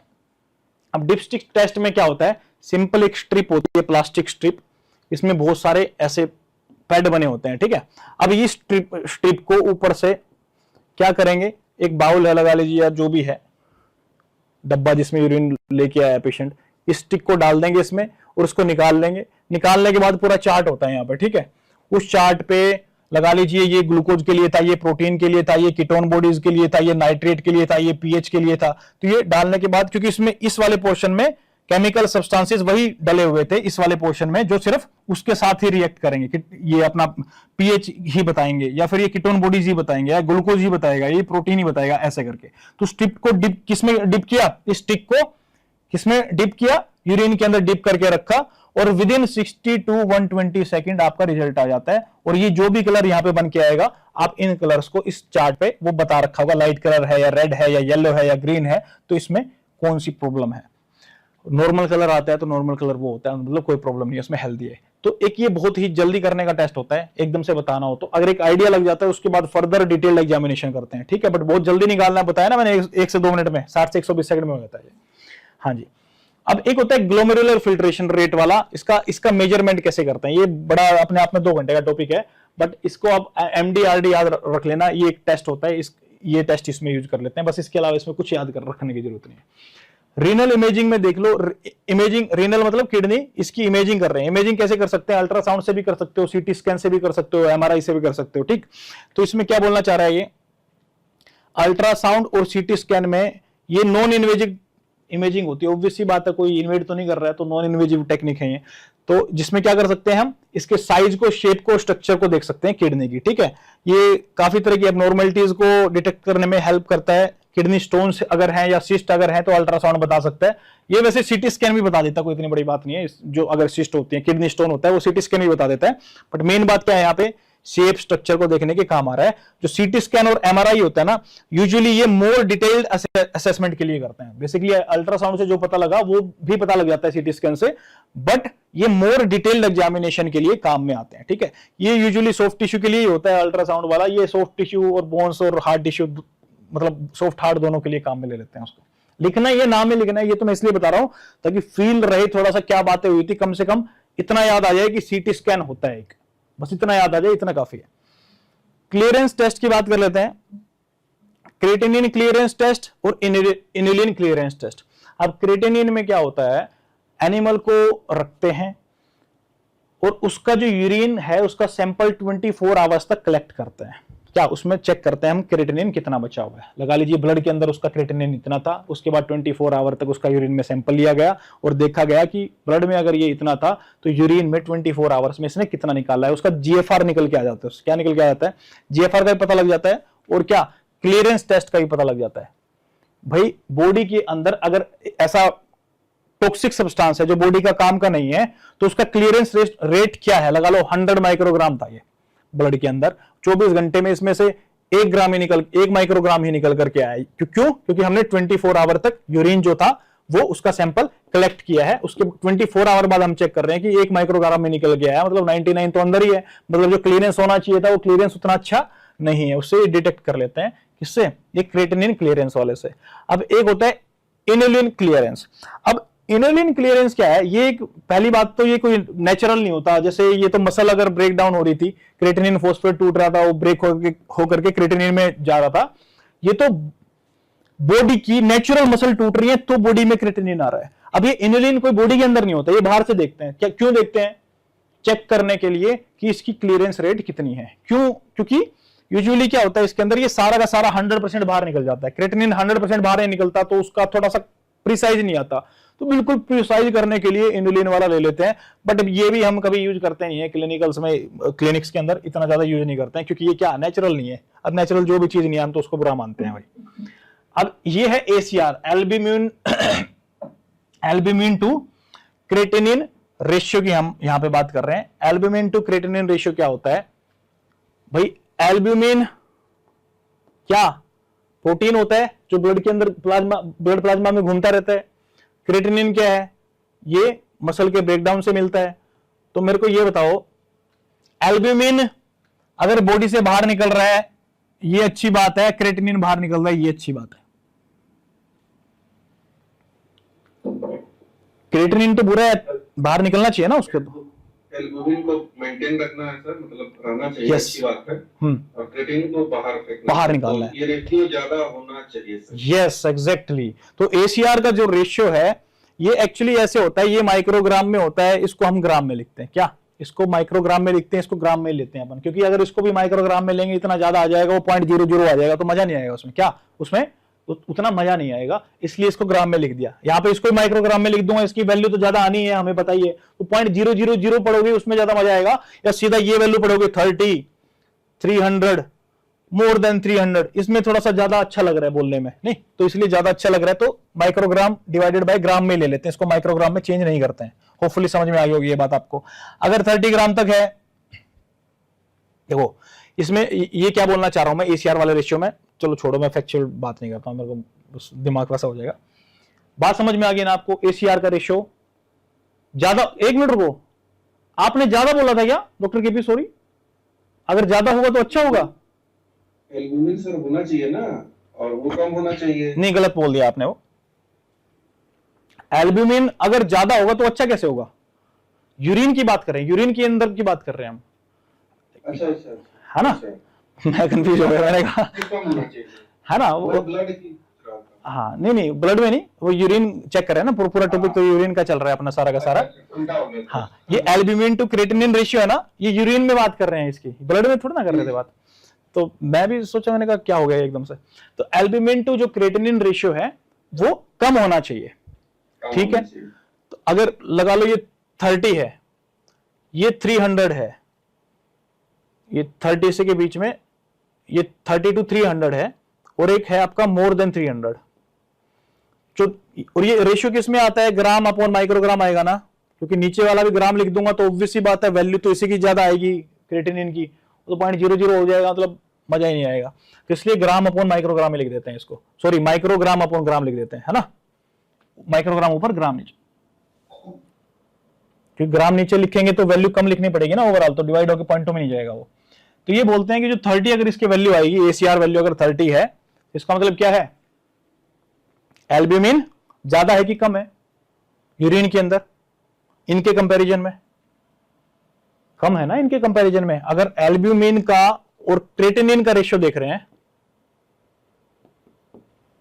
यूरिन के अंदर, और ये रेशियो 30 आ रहा है एक केस में, एक में 300, एक में मोर देन 300 आ रहा है, तो एल्ब्यूमिन किस केस में यूरिन में ज्यादा है? लिखा तो है मोर देन 300 वाले में ज्यादा है, इसमें तो 30 to 300 के बीच में है, और ये 30 है। मतलब बेसिकली एल्ब्यूमिन का रेशियो क्रेटिनिन के रेशियो से ज्यादा है, तभी तो वैल्यू ज्यादा आएगी ना। आप बोलोगे नहीं सर 300 में क्रेटिनिन भी ज्यादा हो सकता है। हाँ, क्रेटिनिन ज्यादा हो सकता है तो, बट एल्ब्यूमिन भी बहुत ज्यादा होगा फिर, अगर वो 300 रेशियो आ रहा है तो इसका डिवाइड करने के बाद, है ना? तो एल्ब्यूमिन भी बहुत ज्यादा होगा। तो मेन बात ये बोलना चाह रहा हूं, अगर नॉर्मल जो रेशियो रहता है इसका 30 रहता है इसका, ठीक है, 30 रेशियो रहता है। और जो मीडियोकर रेशियो, ये एग्जैक्ट वैल्यू बता रहा हूं मैं इसको, मेरे चेहरे पे मत जाना, एक्सप्रेशन में मेरे दिमाग में कुछ और चल रहा होता है, ये तो वैल्यू एग्जैक्ट बता रहा हूं। ये 30 होता है, ये 30 to 300 होता है, और ये मोर देन 300 होता है, तो ये बहुत ज्यादा नुकसान होता है। मतलब एल्ब्यूमिन बहुत ज्यादा बाहर निकल चुका है यूरिन में। और ये 30 to 300 जो है, इसको हम क्या बोल सकते हैं? माइक्रो, छोटे लेवल पे हो रहा है एल्ब्यूमिन वेस्ट यूरिन के अंदर जा रहा है, उतना ज्यादा वेस्ट नहीं हो रहा, तो माइक्रो एल्ब्यूमिन। दक्षित क्या बोलेंगे अगर यूरिन में एल्ब्यूमिन जा रहा है तो क्या बोलेंगे उसको? एल्ब्यूमिन यूरिया लगा दो पीछे बस, एल्ब्यूमिन यूरिया। एल्ब्यूमिन गया यूरिन के अंदर, वो वाला यूरिया फील तो नहीं आ रहा आपको, न्यूट्रिशन वाला? अच्छा फिर ठीक है ना। तो यूरिन में आई लगता है ना, वैसे याद रखें आप, यूरिन में आई लगता है, ई नहीं लगता। तो यूरिया मतलब आई लग रहा है, तो मतलब यूरिन वाले यूरिया की बात चल रही है यहाँ पे, है ना। एल्ब्यूमिन यूरिया मतलब यूरिन के अंदर एल्ब्यूमिन जा रहा है, ठीक है। अब अगर 30 to 300 वैल्यू है इसकी, तो इसका मतलब क्या हुआ? मैं बोल सकता हूं कि माइक्रो एल्ब्यूमिन यूरिया है। अगर इसकी वैल्यू मोर देन 300 है, तो इसकी वैल्यू मोर देन 300 है, तो क्या लगा सकता हूं यहां पे? मैक्रो लगा सकता हूं क्या? तो मैक्रो एल्ब्यूमिन यूरिया है, ठीक है। ये थोड़ा इंपॉर्टेंट कॉन्सेप्ट होता है ऑब्जेक्टिव के हिसाब से भी, लेकिन इसलिए समझा दिया। अगर लिखना भी आ जाए तो बाकी वो एमडीआरडी वाला एक्सप्लेन करो, उससे बेटर ये है कि ये वाला थोड़ा सा एक्सप्लेन कर दो आप, इसमें आपके नंबर बन जाएंगे बढ़िया, ठीक है। अब देख लेते हैं renal regulation of acid base balance. क्या देख लेते हैं? Renal regulation of acid base balance मतलब कि किडनी रेगुलेट कर रही है एसिड बेस बैलेंस को। कैसे रेगुलेट करती है?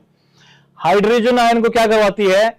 सिक्रीट, मतलब बाहर निकलेंगे, मतलब यूरिन के अंदर, मतलब एसिड जो वो है एसिडिक एनवायरनमेंट जो है, वो जो पीएच है वो बहुत कम नहीं होने देगा ये, ठीक है। नॉर्मल प्रॉब्लम क्या होती है बॉडी में? ज्यादातर एसिडिटी की प्रॉब्लम होती है, एसिडिक नेचर हो जाता है, नॉर्मली ऐसा ही होता है। कार्बन डाइऑक्साइड बन रही है इतनी ज्यादा, वो एसिडिटी बढ़ाती रहेगी अगर उसको सही तरीके से रोका नहीं गया तो, ठीक है। तो एसिडिटी की प्रॉब्लम होती है। तो क्या बोलना चाह रहा है? हाइड्रोजन आयन है उसको सीधा सिक्रीट करवा दिया, अब्जॉर्ब नहीं करवाया ट्यूब्यूल से, सीधा यूरिन में, तो जो एसिडिक एनवायरनमेंट बन सकता था उसको बचा लिया ना उसने, हाइड्रोजन आयन को सिक्रीट करवा के। अब जो CO2 बार बार बॉडी में बन रही थी, जो वाटर के साथ मिलकर क्या बनाती है वो? CO2 H2CO3, उसमें क्या है ना, कार्बोनिक एसिड बना रही थी, और उसमें क्या हाइड्रोजन आयन और बाइकार्बोनेट आयन था। ये बहुत इंपॉर्टेंट होता है बफर। अब ये हाइड्रोजन आयन तो जो एसिडिक बना सकता था इसने सिक्रीट कर दिया कहां पे? यूरिन में। बचा क्या? Bicarbonate ion. अब ये बायोकार्बोनेट भी ट्यूब्यूल्स में तो जाता ही है घूमने फिरने के लिए, घूमने फिरने के लिए जाता है, तो ये किडनी की मर्जी है, ये चाहे तो इसको निकाल भी सकती है, बट ये क्या करेगी? क्या मैंने बताया ज्यादातर एसिडिक प्रॉब्लम होता है तो इसको रीअब्जॉर्ब करा लेगी, रीअब्जॉर्ब यानी ब्लड में डाल देगी फिर से। तो एसिडिक जो हो सकता था वो एसिडिक नहीं होगा ना, क्योंकि अपने पास ये बफर है, जितने भी हाइड्रोजन आयन होंगे ब्लड के अंदर वो इनको ऑब्जॉर्ब करके क्या करेगा? अपने साथ मिला लेगा, ठीक है। तो क्या होगा? कम एसिडिक रहेगा। तो बाइकार्बोनेट को रीअब्जॉर्ब करा दिया। दूसरा क्या होता है? अमोनिया का फॉर्मेशन करती है किडनी। अब इस पॉइंट को याद रखना, रट लो, लिख लो, जो करना है करना। मतलब ये पॉइंट ऐसा है जो बिल्कुल कॉन्ट्रास्टिंग पॉइंट है, हिट करता है सीधा, टीचर को दिखता है कि अच्छा ये लिख के आया तो मतलब हाँ इसको पता है, ये मतलब रट्टू नहीं है, मतलब ऐसे जनरल बातें लिख के मेरा पागल नहीं बना रहा है। अमोनिया फॉर्मेशन में क्या बोलना चाह रहा है? जो किडनी होती है ना, ग्लूटामीन को यूज करती है। किसको यूज करती है? क्या होता है ग्लूटामीन? फैटी एसिड होता है क्या? ग्लूटामीन क्या होता है? इतने सारे वेटनेरियंस बैठे हो आप लोग। अमीनो एसिड होता है। हमने बात भी की थी, यूरिया के अंदर कीटो एसिड था, कार्बोहाइड्रेट से जो आया था, फिर यूरिया से अमोनिया आई थी, फिर उनसे क्या बना था? अमीनो एसिड बना था। जब अमीनो एसिड का ब्रेकडाउन करेंगे तो अमोनिया भी निकलेगी। फिर क्या निकलेगी? जब अमोनिया से और कीटो एसिड से मिलकर अमीनो एसिड मिल रहा है, तो अमीनो एसिड का जब ब्रेकडाउन करेंगे ना तो उससे अमोनिया भी निकलेगी। तो इससे क्या होता है? इससे अमोनिया निकलती है। किससे? जब किडनी ग्लूटामीन अमीनो एसिड का ब्रेकडाउन करती है तो उससे अमोनिया निकलती है। और वो अमोनिया क्या करती है? जो हाइड्रोजन आयन फिर भी ब्लड में पड़े हुए हैं ना, उन हाइड्रोजन आयन के साथ जाकर के ये अमोनिया क्या कर, NH3 होता है अमोनिया, ये अमोनिया क्या करेगी? इस हाइड्रोजन आयन के साथ जाकर के मिल जाएगी। तो क्या बनेगा इनसे? NH4 हो जाएगा ना, पॉजिटिव भी उठा लो। तो इसको क्या बोलते हैं? किसको बोलते हैं? Ammonium ion. अमोनियम आयन बोलते हैं। तो बेसिकली जो अमोनियम आयन बना है ये कम एसिडिक है, ये ज्यादा एसिडिक था, ठीक है। तो थोड़ा बेटर करती है, ठीक है। समझ गया ना बात। या फिर ये लगा लो ये H पॉजिटिव है, इसके साथ बाइकार्बोनेट जाके मिलेगा, ये H2CO3 वापस से बन जाएगा, वो कम एसिडिक है, ये ज्यादा एसिडिक था, अकेला ज्यादा एसिडिक होता है। तो किडनी ने क्या किया, हाइड्रोजन को पहले तो सिक्रीट करवा दिया, फिर बाइकार्बोनेट को रीअब्जॉर्ब भी करवा लिया, ताकि ये H पॉजिटिव के साथ मिलकर के H2CO3 बना ले, जो कि थोड़ा क्या होता है, कम एसिडिक होता है H पॉजिटिव आयन की कंपैरिजन में। और तीसरा क्या किया, अमोनिया का फॉर्मेशन भी करवा दिया। कैसे करवाया फॉर्मेशन, ग्लूटामिन अमीनो एसिड का ब्रेकडाउन करवाया, ब्रेकडाउन करवाने के बाद अमोनिया निकली, वो अमोनिया कहां किससे जाके मिली, जो हाइड्रोजन आयन थे, तो उससे क्या बना, अमोनियम आयन, और उस अमोनियम आयन को किडनी फिर से सिक्रीट करवा देगी। ठीक है जी। वही एसिड बेस बफरिंग, जो हमने इतनी सारी बातें करी हैं, वो सारी एसिड बेस बफरिंग ही हो रही है। ठीक है। Renal regulation of bicarbonate levels, इसमें थोड़ा एक्स्ट्रा पॉइंट ये बोलना चाह रहा है बायोकार्बोनेट लेवल्स के बारे में, जो मैंने स्टार्टिंग में बताया था। जो बायोकार्बोनेट आयंस होते हैं ना, उनमें क्या होता है यार, बायोकार्बोनेट आयंस अगर मेटाबॉलिक एसिडोसिस बॉडी में है तो बायोकार्बोनेट आयन बॉडी को चाहिए होता है। क्यों, उन पे नेगेटिव चार्ज है, एसिडिक का मतलब क्या होता है, H पॉजिटिव ज्यादा हो रखा है बॉडी में, मेटाबॉलिक एसिडोसिस में तो वो नेगेटिव चार्ज वाला बायोकार्बोनेट चाहिएगा अपने को, ताकि वो मिल करके इसकी एसिडिटी को थोड़ा क्या कर दे, कम कर दे, थोड़ा इसको बफर रखे। जो ब्लड की पीएच है वो 7.35 से 7.45 के बीच में रहे, ताकि ये करता रहे अपना। ठीक है। दूसरा क्या होता है, ऐसी क्या कंडीशन आएगी बॉडी के अंदर कि बॉडी को बाइकार्बोनेट आयन को बाहर निकालना पड़ रहा है, फेंकना पड़ रहा है बाहर, क्या कंडीशन आ सकती है,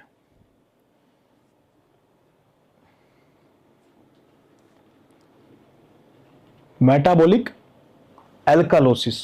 क्या मेटाबॉलिक एल्कोलोसिस अगर होगा, पहले ही एल्कोलोसिस हो रखा है, ऊपर से बाइकार्बोनेट आयन को और दे दो तो और ज्यादा परेशान हो जाएगी बॉडी। तो उस कंडीशन में क्या करना पड़ेगा, बाइकार्बोनेट को उसको एक्सक्रीट करना पड़ेगा। बट अगर मेटाबॉलिक एसिडोसिस है तो उस केस में उसको अब्जॉर्ब करना पड़ेगा। ठीक है। तो ये थोड़ा पॉइंट थोड़ा एक्स्ट्रा सा अलग सा इसलिए है, इसके बारे में पूरी कहानी लिखी हुई आगे, जो मैंने बताया पूरा, ये हाइड्रोजन आयन का ये लिखा हुआ है सारा का सारा, जो बातें बताई है वही बातें। बाइकार्बोनेट का रिएब्जॉर्प्शन के बारे में बताया गया है कुछ, ये अमोनिया फॉर्मेशन के बारे में बताया गया, अमोनिया है हाइड्रोजन आयन से मिलेगी, अमोनियम आयन बनेगा, फिर अमोनियम आयन क्या करेगा, इसको एलिमिनेट कर देगा, किसको, इसको अमोनियम आयन को क्या कर देगा, ये एलिमिनेट कर देगा। ठीक है। किसके थ्रू कर रहा है, हाइड्रोजन को, उस हाइड्रोजन को, एक्सेस हाइड्रोजन को अमोनियम आयन में कन्वर्ट करके अमोनिया से मिला के उसको निकाल दे रहा है, क्या करने के लिए, पीएच को रेगुलेट करने के लिए। वही एसिड बेस बफरिंग की जनरल बात है। रिनल रेगुलेशन ऑफ बाइकार्बोनेट में दो बातें यहां पे बोल देंगे। अगर मेटाबॉलिक एसिडोसिस है तो क्या करेंगे, एसिडोसिस में अब्जॉर्प्शन करा लेंगे इसका, अगर एल्कोलोसिस है तो क्या करेंगे, इसमें जो रीअब्जॉर्प्शन है बाइकार्बोनेट का उसको कम कर देंगे, डिक्रीज कर देंगे, इसके रीअब्जॉर्प्शन को डिक्रीज कर देंगे। किस केस में, अगर एल्कालोसिस है बॉडी में, मेटाबॉलिक एल्कालोसिस। अब फिजियोलॉजिकल कॉन्स्टिट्यूएंट ऑफ यूरिन, इनमें तो कुछ है ही नहीं ऐसा। हाँ साहब, वाटर होता है सबको पता है, कौन सी बड़ी बात है, 95% कभी बार 90 हो जाता है, ज्यादा पानी नहीं पियोगे तो। ठीक है, 90-95% वाटर ही होता है। यूरिया होता है, हमने देखा था ब्लड यूरिया नाइट्रोजन, ठीक है साहब, होता होगा। क्रेटिनिन फॉस्फेट मसल से टूट के क्रेटिनिन बदल के आता है, वो भी होता है। यूरिक एसिड, ये भी होता है बर्ड्स के अंदर, तो यही होता है, यही बाहर निकलता है सीधा। क्यों निकलता है यूरिक एसिड बर्ड्स के अंदर यूं ही बाहर, कोई बताएगा मुझे, क्या करने के लिए, वाटर को कंजर्व करने के लिए, है ना, वाटर कंजर्वेशन के लिए। इसलिए इसको सॉलिड फॉर्म में बाहर निकाल देते हैं, मतलब उतना सॉलिड भी नहीं होता बट थोड़ा सा सॉलिड होता है, मतलब कंपेयर टू यूरिन से अगर हम कंपेयर करें तो उसको थोड़ा सा ज्यादा सॉलिड होता है, क्योंकि इसमें पानी नहीं होता है। और पानी कहां पे क्या करता है, पानी ब्लड में ले जाता है ब्लड अपना, तो उससे क्या हुआ, वाटर कंजर्वेशन हुआ, मतलब वाटर एफिशिएंट हो गया वो चिकन या बर्ड्स। अमोनिया की बात कर लेते हैं, अमोनिया भी मिल सकती है इसमें। क्या बोलना चाह रहा है, ammonia is a weak base formed as a by product of protein metabolism. Protein में क्या होता है, अमीनो एसिड होता है, अमीनो एसिड का ब्रेकडाउन होगा तो क्या होगा, अमोनिया बनेगी। And it can combine with hydrogen ion in the renal tubules to form ammonium ions which are excreted in urine। ठीक है जी, क्लियर है बात। और क्या कॉन्स्टिट्यूएंट है, सोडियम है साहब, पोटाशियम है, अब रहते हैं ब्लड में, थोड़े बहुत आ ही जाते हैं। ऐसे ही ऑर्गेनिक एसिड जो होते हैं, जैसे हिप्यूरिक एसिड हुआ, सिट्रिक हुआ, ऑक्सैलिक एसिड हुआ, ये अगर ब्लड में होते हैं तो थोड़े बहुत यूरिन में भी आ जाते हैं, कोई इतनी बड़ी बात नहीं है घबराने वाली। पिगमेंट्स में क्या, प्राइमरी पिगमेंट कौन सा होता है, जो येलो कलर के लिए रिस्पॉन्सिबल होता है यूरिन के, यूरोक्रोम होता है। While other pigment such as urobilin, uroerythrin can give rise to different colours. कुछ खास नहीं है, मतलब यूरोक्रोम याद रख लेना एक बहुत है।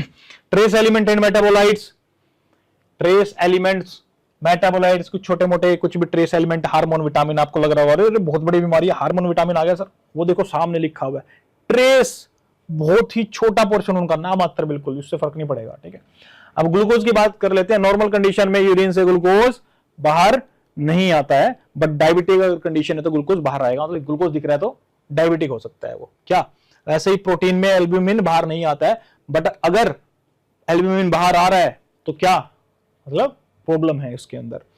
माइक्रो एल्ब्यूमिनूरिया में मैंने क्या बताया था, कितना लेवल होगा, 30 to 300 होगा। अगर मैक्रो एल्ब्यूमिनूरिया है मतलब बहुत ज्यादा एल्ब्यूमिन बाहर निकल रहा है तो मोर देन 300 रेशियो होगा। किसका, ACR ratio, albumin to creatinine ratio जो था।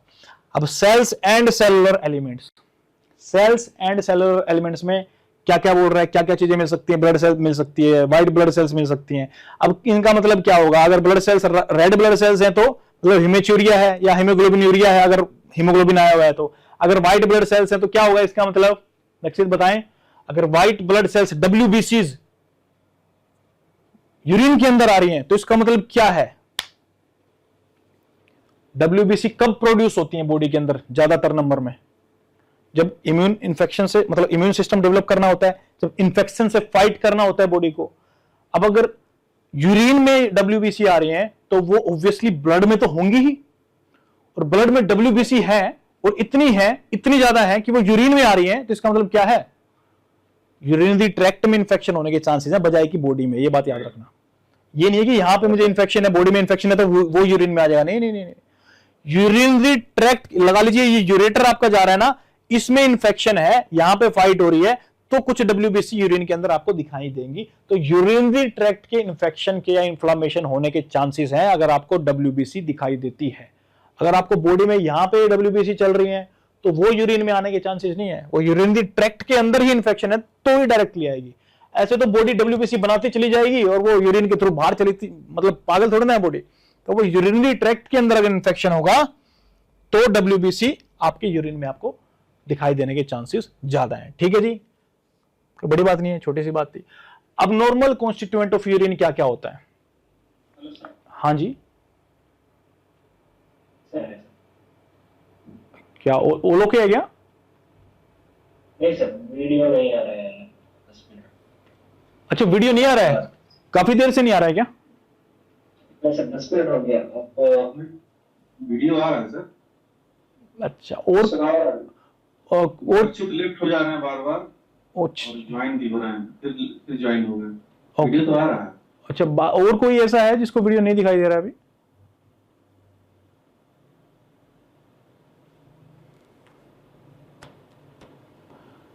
कोई नहीं, चलिए आप मेरी सत्य वचन ऐसे ही सुन लीजिए बिना वीडियो के। रिकॉर्डिंग में तो मिल ही जाएंगे वैसे भी आपको। 10 मिनट का ही बचा है अभी भी। थोड़ा आराम से बोलता हूं ताकि आप ऑडियो से ही समझ पाए, क्योंकि बाकी सबका तो वीडियो दिख रहा है सबको। मुझे नहीं पता कि क्या प्रॉब्लम हुआ है आपकी साइड से। तो वीडियो आ रही है, बस एक समस्या सर। हाँ जी, जो ये ब्लरिंग वाली समस्या है सर ना, ये नहीं ठीक हो पा रहा, कभी कभी ब्लर हो जाता है सर। बाकी तो सब वीडियो तो आई नहीं। मैं समझ रहा हूँ आपकी बात।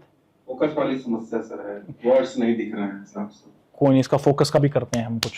साथ में सर लिखना चाहे ना, जैसे मैं समझ रहा हूँ, बिल्कुल समझ रहा हूँ मैं आपकी बात। इसका क्या सॉल्यूशन करें, हम 3-4 बार तो सॉल्यूशन करवा चुके हैं, तो बीच में ठीक हो जाता है फिर से एकदम से आ जाता है ये। इसका एक्सपर्ट को ही बुलाना पड़ेगा किसी को दिल्ली से, तो ही बात बनेगी लगता है। ये एक्चुअली है ना, हम जूम पे कर रहे हैं ना, इसको OBS के थ्रू कर रहे हैं ताकि साथ के साथ हमारी रिकॉर्डिंग भी हो जाए। पहले हम अलग से रिकॉर्डिंग कर रहे थे, अभी यही लेक्चर रिकॉर्ड हो जाता है डायरेक्टली, तो शायद उस वजह से हो। उसका देखेंगे थोड़ा सा कुछ रिकॉर्डिंग में सर यही चीज मिलेगी अब हम लोग को। नहीं, रिकॉर्डिंग में तो आपको बिल्कुल 4K में मिलेगा, डोंट वरी। रिकॉर्डिंग में आपको बिल्कुल HD में मिलेगा वो। अगर यहाँ पे कुछ खराब हो भी रहा है, ब्लर भी हो रहा है, वो बिल्कुल आपको HD में ही मिलेगा, है ना, उसमें ऐसा कोई प्रॉब्लम नहीं रहेगा, क्योंकि लाइव क्लास चल रही है ना, इस पे नेटवर्किंग का भी डिपेंड करता है पूरा। यही डिस्कशन जो हो रहा है सर, यही रिकॉर्डिंग मिलेगा कि उसके लिए अलग से रिकॉर्डिंग करते हैं सर आप? नहीं, कुछ लेक्चर, अलग है। हाँ कुछ लेक्चर क्या होता है, काफी ज्यादा खिंच जाते हैं। 3-4, अब जैसे एनिमल न्यूट्रिशन के जो 4 लेक्चर में हमने किया था लाइव क्लास में, वो एक ही लेक्चर में बनाया गया, सिर्फ एक लेक्चर में, क्योंकि वो बहुत ज्यादा इतना हो गया था, डिस्कशन करते करते चीजें समझ में नहीं आ रही थी, तो डिस्कस करना पड़ रहा था उसके लिए। बट कोई अगर बच्चा देखता है, रिवाइज करता है, या आप लोग भी देखते हैं, क्योंकि आप लोगों के कॉन्सेप्ट क्लियर हो चुके हैं, अब वो वीडियो आप पहले वाला देखेंगे तो उसमें ऐसा नहीं लगेगा कि कुछ समझ में नहीं आ रहा है, क्योंकि आपके कॉन्सेप्ट क्लियर हैं पहले से। अब बजाय कि आप 6 घंटे की वीडियो देखें, आप 1-1.5 घंटे की वीडियो देख करके वो सारे कॉन्सेप्ट फिर से रिवाइज कर सकते हैं। वो इसलिए हमने बनाया था। और अब कुछ लेक्चर्स ऐसे होते हैं, जैसे मैं बोलता भी हूँ कि डिस्कशन जो है, क्वेश्चन जो है थोड़ा सा बाद में ले लेंगे लेक्चर के, उसका भी यही रीजन रहता है ताकि थोड़ा लेक्चर है जल्दी बन जाए, क्योंकि आप ही लोग जब उसको दोबारा देखने लगे तो आपका जल्दी कंप्लीट हो जाए, वो बहुत ज्यादा लंबा ना बने। क्वेश्चंस का तो ऐसा कुछ है नहीं, जब लेक्चर अभी कंप्लीट होने वाला है 2-3 स्लाइड में, तो उसके बाद तो क्वेश्चंस लेंगे ही लेंगे। हालांकि बीच में कुछ छोटे मोटे क्वेश्चन होते हैं, वो भी हम लेते रहते हैं, बट ट्राई करें जो मैं नहीं पढ़ा रहा हूं, जो मैं नहीं बता रहा हूं उस पर ना जाए क्यूरियोसिटी दिखा करके, वो नुकसान हो जाएगा। हाँ जी सर, मैं बैच में लेट ज्वाइन हुआ था, ओके। तो मुझे एनिमल न्यूट्रिशन के वो लाइव लेक्चर्स का रिकॉर्डिंग नहीं मिल सकता क्या? क्योंकि वो समझ नहीं आ रहे, बहुत कंसेप्ट एक ही लेक्चर में हो रहे हैं। डोंट वरी, आपका है ना, मैं अलग से डाउट सेशन में आप क्लास ले लेंगे। कुछ भी नहीं समझ में आता है तो कोई प्रॉब्लम नहीं, आपको रात के 12 बजे मेरे को मैसेज करो, मैं समझाता हूँ आपको आराम से, ठीक है? Okay sir, thank you. अभी के लिए लेक्चर में थोड़ा सा बचा हुआ है, इसको कंप्लीट कर लेते हैं, नहीं तो मैं इसके लिए दूसरा लेक्चर नहीं लेना चाह रहा हूँ। 10 मिनट में हो जाएगा होपफुली, है ना? उसके बाद लास्ट के 5 मिनट बचेंगे, तब बात करेंगे आराम से। अब यहाँ पे हम एबनॉर्मल कॉन्स्टिट्यूएंट देख रहे हैं यूरिन्स के, मतलब यूरिन के। उससे पहले क्या नॉर्मल देख रहे थे क्या? नहीं, उससे पहले भी ग्लूकोज प्रोटीन आएगा तो ब्लड में कहाँ से नॉर्मल कहाँ से होगा, बट अगर बहुत ही नामात्र अमाउंट में, ट्रेस अमाउंट में आ रहा है तो उसको नॉर्मल मान लेते हैं। अब यहाँ पे भी अब नॉर्मल हेडिंग है तो चलो देख लेते हैं, बिल्कुल ही अब नॉर्मल। अगर ब्लड तो थोड़ी अमाउंट में भी आया तो वो अब नॉर्मल भी। वैसे प्रोटीन वाला भी हमने डिस्कस कर लिया, 30 तक तो ओके रहता है, बट 30 to 300 अगर ACR वाली बात कर रहे थे तो उसमें प्रॉब्लम हो जाएगा। ग्लूकोज आएगा तो उसमें भी ऑब्वियसली क्या बोलेंगे, ग्लूकोज अगर ब्लड में जा रहा है तो क्या बोलेंगे, उसको ग्लाइकोशोरिया बोल देंगे। क्या? ग्लाइकोशोरिया बोल देंगे, यानी कि ग्लूकोज का इसमें सॉरी यूरिन में आना, ठीक है? कीटोन बॉडीज क्या होती हैं? कीटोन बॉडीज क्या होती हैं? जब बॉडी को ग्लूकोज नहीं मिल रहा है तो कीटोन बॉडीज बनना स्टार्ट हो जाती हैं, और वो बन करके ब्लड में आती हैं, और ब्लड घूमेगा गोल गोल, जाएगा किडनी के पास और आएगा बाहर। बाहर कहाँ? यूरिन के अंदर मिलेगा वो भी। तो बिलाइरुबिन की और बात कर लेते हैं। बिलाइरुबिन कहां से निकलता है? जब आरबीसी का ब्रेकडाउन होता है वहां से बिलाइरुबिन निकलता है।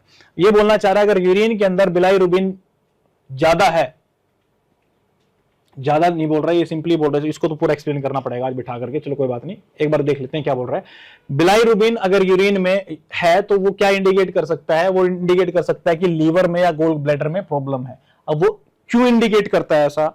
क्या ऐसा है जादू कि भाई अगर बिलाइरुबिन यूरिन के अंदर आ रहा है तो मतलब गड़बड़ है कुछ ना कुछ? क्यों? क्योंकि जो बिलाइरुबिन है उसका ब्रेकडाउन कौन करता है? उसका ब्रेकडाउन कौन करता है? बिलाइरुबिन का लीवर करता है, और ब्रेकडाउन करने के बाद उसको वो गोल ब्लेडर से जो बाइल जूस निकलता है उसमें फेंक देता है, और बाइल जूस किधर जाता है आप सबको पता है? डुओडेनम में। और डुओडेनम से किधर जाएगा? जेजुनम डुओडेनम में यही रहेगा, उसके बाद इंटेस्टाइन में रहेगा, वो इंटेस्टाइन में रहेगा ना, बैक्टीरिया करेंगे उसका ब्रेकडाउन, उससे क्या बन जाएगा फिर? यूरोबिलिनोजन बन जाएगा। यूरोबिलिनोजन से क्या बन जाएगा? एक कोबिलिनोजन होता है वो बन जाएगा, और जो बचा कुचा यूरोबिलिनोजन होगा ये ब्लड में अब्जॉर्ब हो जाएगा, क्योंकि इंटेस्टाइन में ना, इंटेस्टाइन के पास तो रहती है ब्लड कैपिलरीज वगैरह, तो उसमें बचा कुचा ब्लड में चला जाएगा, और उससे क्या बन जाएगा? यूरोबिलिन बन जाएगा। और वो यूरोबिलिन क्या करेगा? वो यूरिन में चला जाएगा, और यूरिन का जो थोड़ा कलर होता है उसके अंदर भी ये हेल्प कर देता है। बस इतनी सी बात है। तो कहने का मतलब क्या है? कुछ भी मिले साहब, स्टरकोबिलिन मिले, यूरोबिलिनोजन मिले, या कुछ यूरोबिलिन मिले, बिलाइरुबिन नहीं मिलना चाहिए। क्यों? क्योंकि इसका तो ब्रेकडाउन हो जाना चाहिए था लीवर के थ्रू, और कई बार क्या होता है लीवर ब्रेकडाउन कर भी देता है थोड़ा बहुत, बट जो गोल ब्लैडर है ना वो गोल ब्लैडर में काम नहीं करता। गोल ब्लैडर क्या? आप ये समझो जैसे ये लीवर है, इसके ऊपर ये गोल ब्लैडर रहता है, तो ये जो गोल ब्लैडर का जो बाइल जूस है ना, इसके थ्रू ही ये आगे जा पाता है। अब ऐसा क्यों होता है? मैंने आपको क्या बताया था, वैसे खो जाता हूं मैं अभी, चलो कोई बात नहीं, एक ये लास्ट तो कॉन्सेप्ट बता ही देता हूं। बिलाइरुबिन जो है ना आरबीसी के ब्रेकडाउन से आता है, ठीक है? अब ये अनकॉन्जुगेटेड फॉर्म में होता है, अनकॉन्जुगेटेड फॉर्म में होता है। कौन? ये बिलाइरुबिन। मतलब क्या हुआ इसका? मतलब ये हुआ ये इनडायरेक्ट है, ये वाटर सोल्यूबल नहीं है। तो ब्लड के अंदर वाटर सोल्यूबल नहीं है तो फिर इसको लीवर में कैसे लाया जाए? ऐसे ये तो बॉडी से बाहर निकल जाना चाहिए।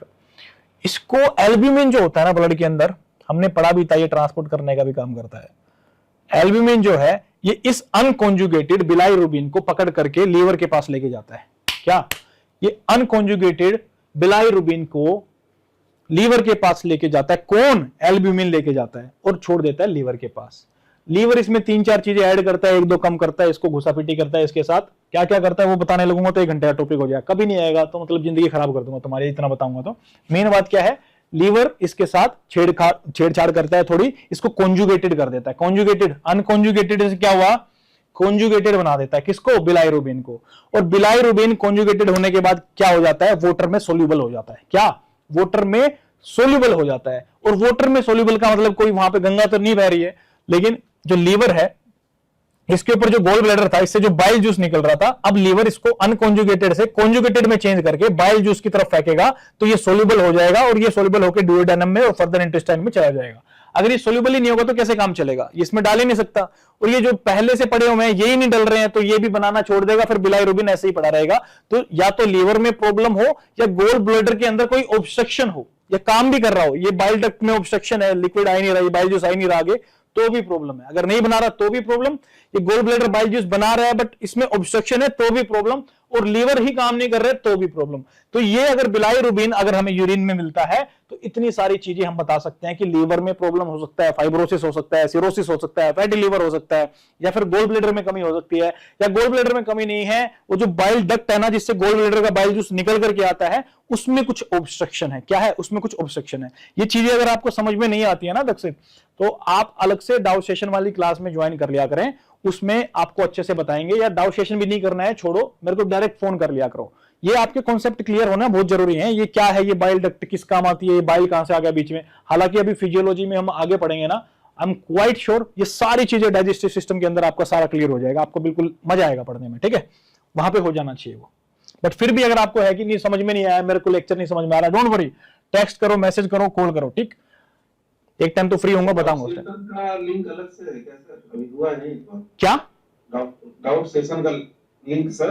नहीं, डाउट सेशन का लिंक अलग से नहीं है, जब सैटरडे होता है उस दिन ही लेते हैं, सैटरडे को ही लेते हैं। बट अभी हुआ नहीं सर? हाँ, अभी डाउट सेशन हुआ नहीं क्योंकि किसी का कोई डाउट आया ही नहीं, किसी ने कोई टेक्स्ट किया ही नहीं, है ना। अच्छा, तो आप लोग, हाँ आप लिख के रखे हैं ना, तो आप मेरे को ग्रुप पे व्हाट्सएप पे सेंड कीजिएगा सारे के सारे जो डाउट्स हैं, सारे के सारे, चाहे एक बुक बना रखी हो वो पूरी सेंड कीजिएगा।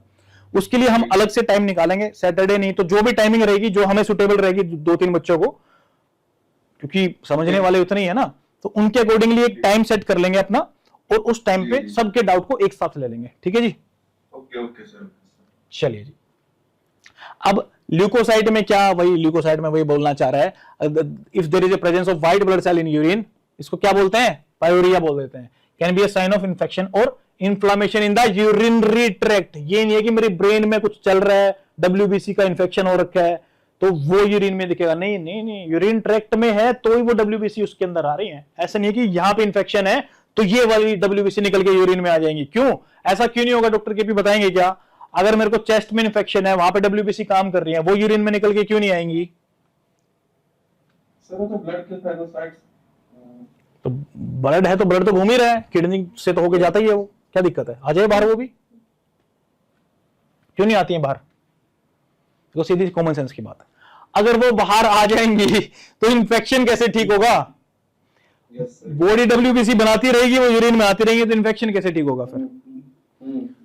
तो WBC जो होती है वो किडनी से बाहर नहीं निकल सकती है फिल्टर होकर के।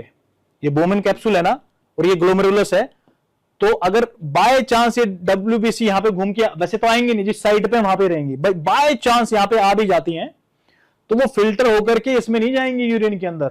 इतनी कैपेसिटी होती है किडनी के अंदर, ठीक है, इतनी कैपेसिटी होती है।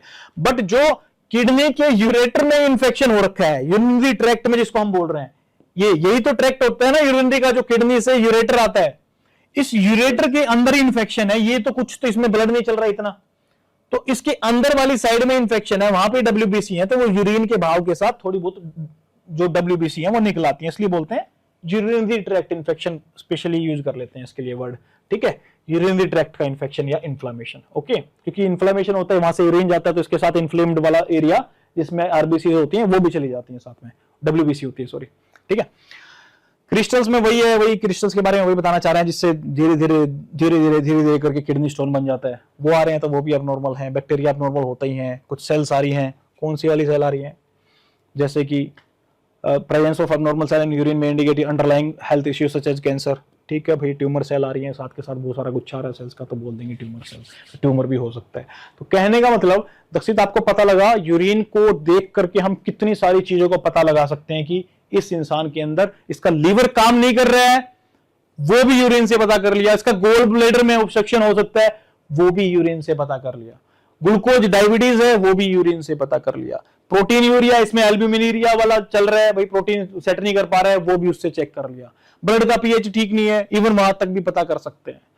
अगर किडनी के अंदर प्रॉब्लम देखना है तो यूरिन से तो पता लग ही रहा है वो, बट साथ के साथ अगर ब्लड आप चेक करते हैं, सीधा ब्लड निकालते हैं, उसमें सीरम, उस ब्लड के सीरम के अंदर क्रेटिनिन लेवल देखते हैं, उससे भी आप बता सकते हैं कि किडनी कितना सही काम कर रही है। या फिर डायरेक्टली अगर सीरम विरम नहीं चाहिए आपको, सीधा ब्लड के अंदर ही यूरिया नाइट्रोजन भी देख सकते हैं, ब्लड के अंदर ही यूरिया नाइट्रोजन भी देख करके हम बता सकते हैं क्या, कि किडनी हमारी कितना सही से काम कर रही है।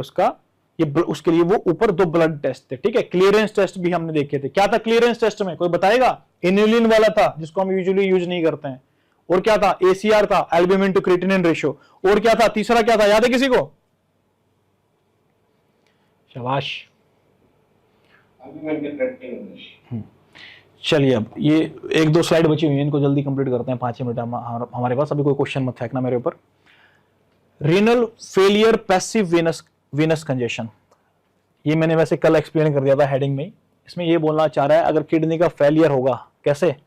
पैसिवली। पैसिवली का मतलब क्या होता है? धीरे धीरे धीरे धीरे धीरे धीरे, जैसे पैसिव इम्यूनिटी होती है ना, वो धीरे धीरे बनती है, धीरे धीरे धीरे धीरे।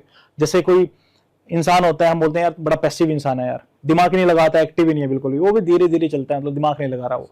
इम्यूनिटी भी धीरे धीरे जो बनती है वो पैसिव होती है। और सीधा इंजेक्शन के साथ हमने दे दिया एंटीबॉडीज, तो वो एक्टिव इम्यूनिटी होती है। कोई बच्चा बिल्कुल अलर्ट होकर बैठा है, वो एक्टिव बच्चा होता है। ठीक ऐसे ही कोई भी डिसीज धीरे धीरे धीरे धीरे होती है। कान में इन्फेक्शन है, दवाई नहीं ले रहे हो, हम तो ठीक हो जाएंगे सर, हम तो बिल्कुल हो जाएंगे ठीक, वो धीरे धीरे धीरे धीरे करके कान ही खत्म हो जाएगा, उसके बाद कुछ नहीं बचेगा आपके पास।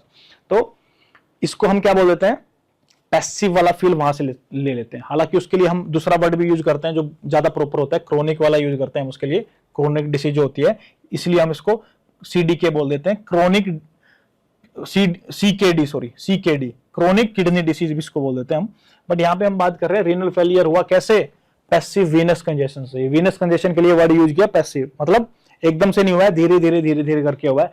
जैसे कि आपका हार्ट अच्छे से काम नहीं कर रहा है, आपका कार्डियक आउटपुट अच्छा नहीं निकल रहा है, तो उससे क्या होगा? प्रेशर कम होगा। प्रेशर कम होगा तो क्या? ये बोमेन कैप्सूल थे लगा लो, एफरेंट आर्टेरियल आया, इफरेंट आर्टेरियल आया, यहाँ पे प्रेशर ही कम है तो आगे भी कम है, और इनसे जो वेन निकलेंगी, जो इंफीरियर और सुपीरियर किडनी वाले से इंफीरियर वेना कवा जो निकलेगी, उसके अंदर प्रेशर भी कम होगा और इसमें भी प्रेशर कम होगा, तो ब्लड जो है हार्ट में कम जाएगा, और हार्ट में कम जाएगा तो ब्लड जो हार्ट है उसको पंप भी कम ही करेगा, और कम पंप करेगा तो क्या होगा? ये धीरे धीरे जो ये किडनी का एफरेंट और इफरेंट आर्टेरियोल थे ना, इसके आगे जो वेन बन रही थी, वहां पे इकट्ठा होना स्टार्ट हो जाएगा। क्या?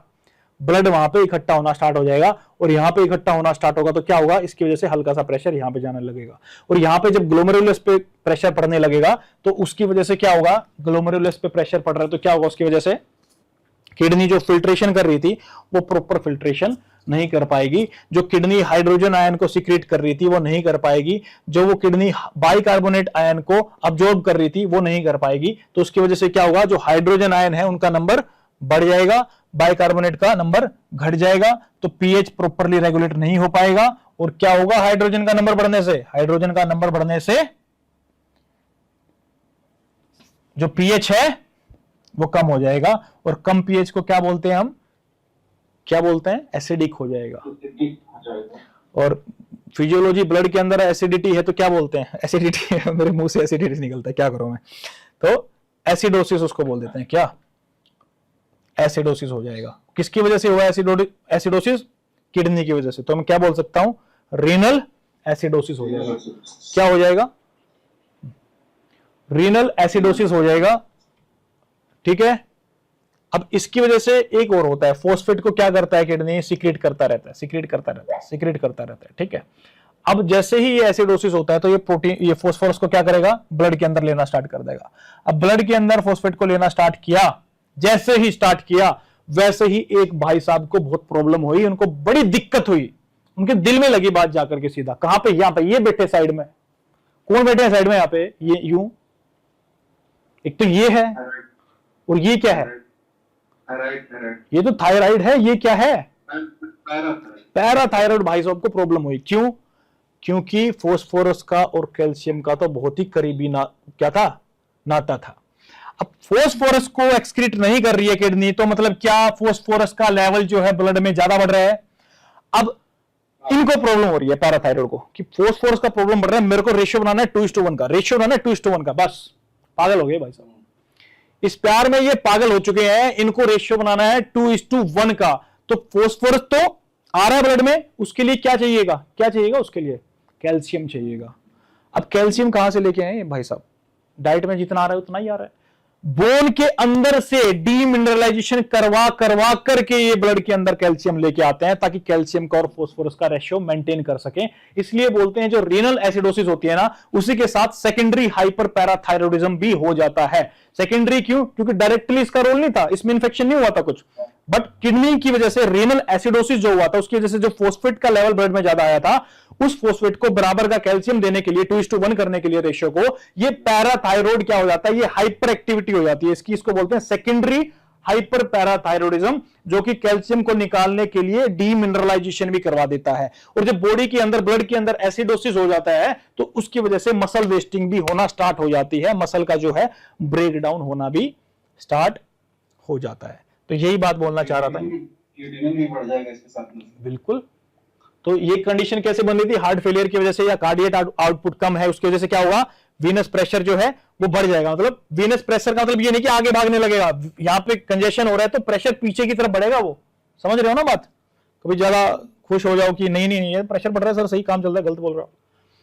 क्रोनिक नेफ्राइटिस में क्या बोलना चाह रहा है, renal acidosis in chronic nephritis होगा, इन्फ्लेमेशन होगी नेफ्रॉन्स के अंदर, तो धीरे धीरे क्या होगा उससे, रीनल एसिडोसिस। क्यों? क्योंकि हाइड्रोजन आयन को सिक्रेट नहीं कर पाएगा, बॉडी में रहेगा हाइड्रोजन आयन, तो एसिडोसिस हो जाएगा उससे। उसकी वजह से क्या हो जाएगा, उसी की वजह से सेकेंडरी हाइपर पैराथायरॉइडिज्म भी। वो नहीं, वही कहानियां लिखी हुई हैं जो मैंने आपको बता दी है, और कुछ ही नहीं है, एक अक्षर भी दूसरा नहीं है इसमें। यूरिनरी सिक्रेशन इन चिकन के अंदर क्या है, बस एक चीज याद रख लो यार, और कुछ नहीं है, 1-2 लाइनें हैं बस, वो जनरल चीजें मैं पढ़ाता नहीं हूं कभी भी। यूरिक एसिड जो है, उसमें यूरिक एसिड की फॉर्म में क्या होगा, यूरिक एसिड की फॉर्म में यूरिन निकल जाएगा टू कंजर्व द वाटर। और यूरिक एसिड क्या डायरेक्ट निकल जाता है क्या, ना। यूरिक एसिड जो होता है वो ट्यूब्यूल्स के अंदर एक्यूमुलेट होता है, and it combines with other ions such as sodium and potassium to form urate salt. तो यूरिक एसिड क्या, सोडियम पोटेशियम से मिलेगा, यूरेट साल्ट बनाएगा और सीधा बाहर चला जाएगा। बाकी वो सब नॉर्मल सा ही है, थोड़ी जनरल सी बातें लिखी हुई हैं, उनमें कुछ ऐसा समझाने पड़ने का नहीं है। स्वेट ग्लैंड को हम अच्छे से कर चुके हैं, कोई बड़ी बात नहीं है। स्वेट ग्लैंड किसके लिए होते हैं, उसमें से भी इक्राइन ग्लैंड की बात करूं, इसका फंक्शन होता है थर्मोरेगुलेशन का, जबकि एपोक्राइन का मैंने बताया था वो फेरोमोन की तरह काम करते हैं, निकल जाते हैं। उसके बाद क्या होता है, बैक्टीरिया ब्रेक डाउन करता है तो उससे स्मेल आने लगती है, बॉडी स्मेल बनती है। दूसरे जानवरों में फेरोमोन्स के तौर पे भी यूज होते हैं, ठीक है। एक्राइन जो ग्लैंड्स होती हैं ये बहुत ज्यादा न्यूमरस होती है, काफी ज्यादा होती है नंबर के अंदर। सबसे ज्यादा कहां मिलती है, पाम ऑफ द हैंड पे और सोल ऑफ द फीट पे, और कहां मिल सकती है, फोरहेड पे और अंडर आर्म्स में भी ये ज्यादा मिलती है, स्वेट वहां पे ज्यादा होता है, ठीक है जी। प्राइमरी फंक्शन क्या होता है एक्राइन ग्लैंड का, थर्मोरेगुलेशन। क्यों, मैंने आपको बताया भी था, वाटर बाहर निकल रहा है, वाटर बाहर निकल रहा है तो उसमें क्या क्या फील आ रहा है, उसमें जैसे इवेपोरेट होता है तो कूलिंग इफेक्ट आता है, तो थर्मोरेगुलेशन हो रहा है ना। ज्यादा टेम्परेचर था, पसीना बाहर निकला, वो उड़ गया, कूलिंग इफेक्ट आया तो ठंडा लगा, तो टेम्परेचर ओवरऑल बॉडी का कम हो जाएगा। तो ये क्या करता है, बाहर निकल करके स्वेट, इक्राइन वाला जो स्वेट ग्लैंड है इसका काम क्या रहता है, थर्मोरेगुलेशन में। जबकि ये जो है भाई साहब, ये एपोक्राइन स्वेट ग्लैंड है, ये थोड़ा थिकी होता है। अब थिकी हो गया तो क्या कूलिंग इफेक्ट देगा ये, तो इसका काम क्या होता है, थिकी है, निकल रहा है, इन्फेक्शन को प्रिवेंट करता है, थोड़ा मॉइस्चराइजेशन देता है स्किन को। बस ये यही चीजें हैं। होपफुली मुझे लगता है कि आपका मीटिंग कैंसिल हो चुका है, 7 बज चुके हैं पूरे। तो thank you, tata, bye bye.